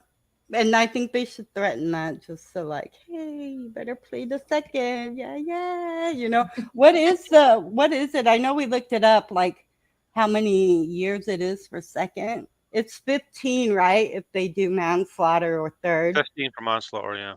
Yeah, I don't remember. I'm thinking it might be 25, but I'm sure it's 30 or 35 for second degree. oh, I hope it's 35. That would be so good. Like she deserves 35. Of course. What's because what's the average? The average is that you end up doing 2/3 of your sentence, I think is what it is. Good time served, blah, blah, blah, blah, all that other good stuff. She's 35 years is good. She's not going to be going anywhere anytime soon. Can you get a conviction that's not a life sentence with parole? Is that still possible? Say that again? Can you still get say you get a conviction of 35 years? Can you get that with the option of parole added on, or is it only for life sentences where you get the option? No, you can get that with parole, and that's what I'm saying. Is that somewhere along the, like I said, I don't know exactly everywhere, but I think the average is you do about 2/3 of your sentence, and then you can become eligible for parole. Right. Yeah. And just so you know, not all life sentences have eligibility for parole. Some of them do not. That's why I was asking, right? Yep. Some of them, life is life, and I had a quick look at the letter from Letitia Stock, but it's like quite lengthy. Yeah, that's a whole other case that if you want to look at, because she's crazy. She's crazy. Yeah, really crazy. Her daughter has a YouTube channel too, but she doesn't upload very much. I don't know. I think I feel sorry for her daughter, but I don't know that much about the daughter, which is fine because the daughter was a minor at the time and we didn't need to know much about that. Yeah. Just really quick, I wanted to throw my 2 cents in about nature versus nurture. Oh yeah. I think it's both. I don't think that one is dominant over the other. You can have two people that have the same life experiences, but one will turn out one way, one can turn out another way. DNA, you can have one twin that has the same DNA as another twin, and that one twin could be a serial killer and the other twin isn't. So I think it's a combination of the both. I think it's like a perfect storm kind of thing where you already have some sort of gene or deficit or mental thing going on, and then you throw life experiences on top of it, it just goes haywire. But at that same time, I think Jeffrey Dahmer is like a perfect example of that's not necessarily the case. From all accounts, other than his parents getting divorced, he had a normal upbringing. According to him, according to his dad, according to other people, like I said, other than his parents getting divorced, his upbringing was, normal. But anyways, that's my opinion. I don't think it's necessarily one or the other. I think it takes a combination of both. Yeah. Which means that you don't believe in the blank slate then. That I don't believe in the what? The blank slate argument, No. The tabula rasa. Yeah. No. Yeah, I can't decide. It's interesting though.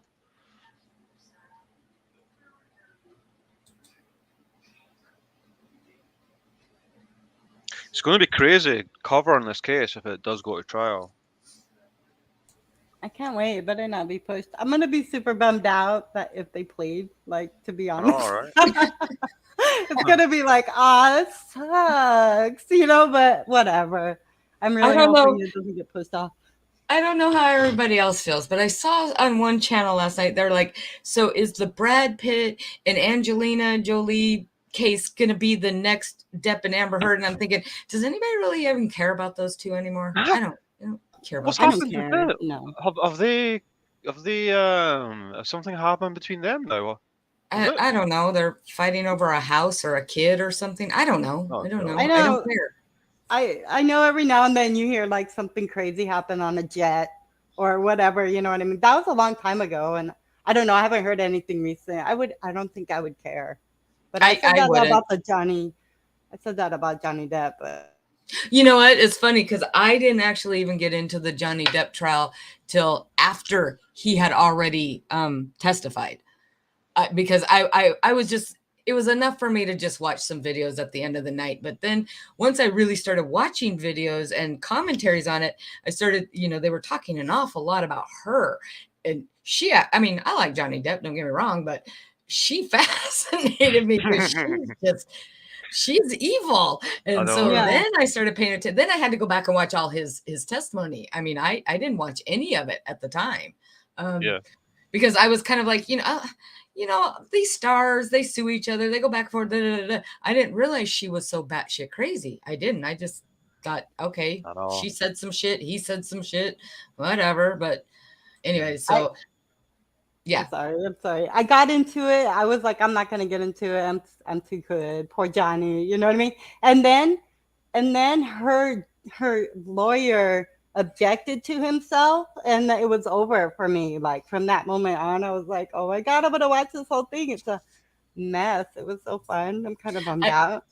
I remember seeing that stuff on TikTok, and I'm thinking, what the hell? Because people were making funny videos about him objecting to his own question, and it was just, and I think I did actually go back and look for that one because I thought that is what is happening. This whole thing seems like a circus. It was so clever. Yeah, that was like half the fun is going like and seeing the YouTube videos of everybody's TikToks, and I'm like, how do they even think of that? Like, when she's telling the story.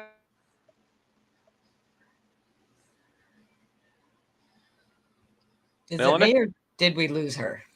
I think we lost her. Melanie. I'm sorry. I was just talking about the reenactments on how people were doing TikToks about her testimony and, like acting them out. It was so funny. Did you see any of those, Rabid?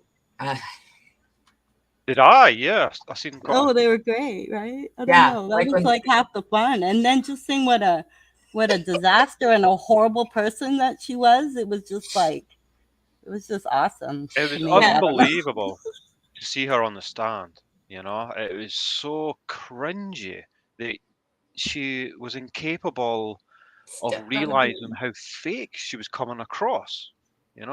So it was like watching a really terrible actor or actress auditioning for some like Z-list soap opera. Her overacting. Like a Mexican soap opera, no less. It's just and part of me was so like embarrassed of it, like that I was so into it. I was like, oh my God, I'm self-hating Amber Heard, Johnny Depp, like trial nerd. So I watched the interview that she did with Savannah Guthrie. I've never watched anything else of her. I didn't even know who she was. What is with her face? I thought all those really exaggerated facial expressions, like, when my dog stepped on a bee and then this whole sideways, like she just smelt a bunch of poop wrapped in lemon juice or something. So I didn't get that facial expression. It didn't seem to match up to what, anyways, she did that throughout the trial. But then when I watched Savannah Guthrie, she was doing the same thing. She was making these facial expressions. Has anybody else watched her on other things? Does she do that all the time? Or just maybe when she's nervous? Or I don't know. I mean, there was a while in that interview with Savannah Guthrie, she literally has the one corner of her bottom lip in her mouth for minutes and minutes and minutes, and so her mouth is crooked. I The don't one know. thing that always stood out to me is when you watch her like on the red carpets, and she has like a dead look in her eye, and she kind of like tilts her head like jerky, like a real jerky. I'm gonna find a video of her doing it. It looks like she's vacant, and she just does these little model like twitches, like a twitch in her head, and that's really weird. Like, why not? You see all the other actresses and stuff that they don't do this weird twitch. I'm sorry, I'm not explaining it right. No, But you're Rabbit, not fine. I'm gonna find like a little like example. It's just really odd if you look up her look, If you and could, she looks yeah, beautiful, you know what I mean? But she just does this like twitch and twitch and yeah. twitch and a fake smile. She's so dead inside, and If you yeah, but find I that, love the little scrunches she does when my dog stepped on a bee. And I that's know, the but it's just greatest, right? it's so bizarre. I mean, and I don't use that word, but yeah, her facial expressions I thought were just during the trial, but then after I watched that interview, it's like, I think that's just her face. I don't know if she thinks she's doing other things like, biting her lip to try to look more innocent. I don't know. I don't know if she's trying to do something and she's not landing it, or if she just makes weird faces. I didn't understand. I need to go out and find some more interviews with her. She's dead inside. She doesn't know. She's like just pretending to be like somebody. you can find a video here, Melanie. You can put it on the StreamYard actually. If you're able to. Okay, yay, I'm all down. Yeah, A lot of Snoop. people. I didn't either. I mean, honestly, when I think years ago when I first saw a picture of her with Johnny Depp, I thought she was, what's that other one's name? That's married to like Ryan Reynolds. Is that the right one? No, I'm not sure. I'm Because never she's got the up same. to date with celebs. She's got the Could you same. say it again? I'm sorry. Scarlett Johansson. To me, Oh, she yeah. looked like Scarlett Johansson when she was smiling. So I was thinking, well, that's weird. And then I found out, no, it's not Scarlett Johansson. It's this other person. And I'm like, oh, okay, whatever. She's an actress. I don't think I've ever seen her in anything. I saw her in Aquaman. That's the only thing I've seen her in. I've seen her in clips now of like movies, that she's done. And she looks beautiful, but I'm not going to watch the movie, And all I remember from Aquaman is that she was not good and her wig was really annoying, like to me the whole time. But she was she was not rememberable. Like to me, it was more Nicole Kidman. Like whatever with this chick, it could be anyone, whatever. Well, she made it sound like half that movie was because of her. I don't know. I don't watch superhero movies. I don't watch those kind of movies. So she's I like would right have on par. She's right on par with Jason Momoa. Like have some respect. Come on. Right. So her earning loss. Let's compare it to Jason Momoa because why not? So yeah, would they say 30 million just from that franchise alone? Oh Jesus, man! See again there. That's she thinks an awful lot of herself.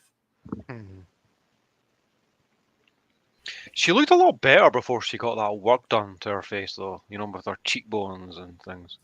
And she does cocaine. Does she? I'm not surprised. So when I saw the depositions, she looked very, very young, very young. Yeah. And again, not knowing, caring, paying attention. I had no idea when those were taken. But I first thought, so quite Johnny a few years ago. He married a 12-year-old. What the hell? But so it was 2016. That was, what, 6 years ago? You put a picture of her from the deposition to now. I honestly don't even think it's the same person, to tell you the truth. And I realize people can change a lot in 6 years, but it's a drastic change. It is a drastic change. She does look like a different person, doesn't she? Like if Yeah, you look back at I that thought she point. was way cuter when she was younger. Yeah. Objection, hearsay. You're right. Speculation as far as the cocaine, even though like there's lots of evidence and other. No, I thought there was. I thought there was one or two people that at least testified to that Yeah, she did it too. So it's not really speculation. Yeah, but it is actually. So yeah, everybody, don't forget to hit the like button. I'm really gonna go. You guys were gonna go, and I'm sorry. Yep, I'm Have a actually good gonna night. go. Thanks for having me again, Rabid and Cheryl. Oh, Have you're a good welcome. night. You're always welcome. All right. You know, Bye. Bye again. You've given us a lot of good info. I'm gonna get going too. I have a date with a 1-year-old in the yard with a Oh, pool, with a enjoy. waiting pool. So he's been You shall waiting need for your me to go energy out for there. Yeah. So I'm gonna get going too. Say goodnight and let you finish off talking to your Awesome. chat, and we will talk again later. Thank you for Absolutely. having me. You're welcome. Bye-bye. All right, guys. Thanks so much. All right, everyone. We almost managed to make the 4-hour mark there. I imagine this is most likely going to be the final Sarah Boone live until the trial, right? I can't imagine much more coming out or there being much more to really talk about. We've kind of spoken about everything regarding this case. I feel like I know everything there is to know about it, but there's not a lot out there to know. But what there is, I think we're all in the know regarding that, right? But I'm certainly looking forward to the trial of this coming up. So I shall say goodnight and thanks to everyone for coming in again, and as always for sharing your thoughts and your opinions. So till next time, guys, good night.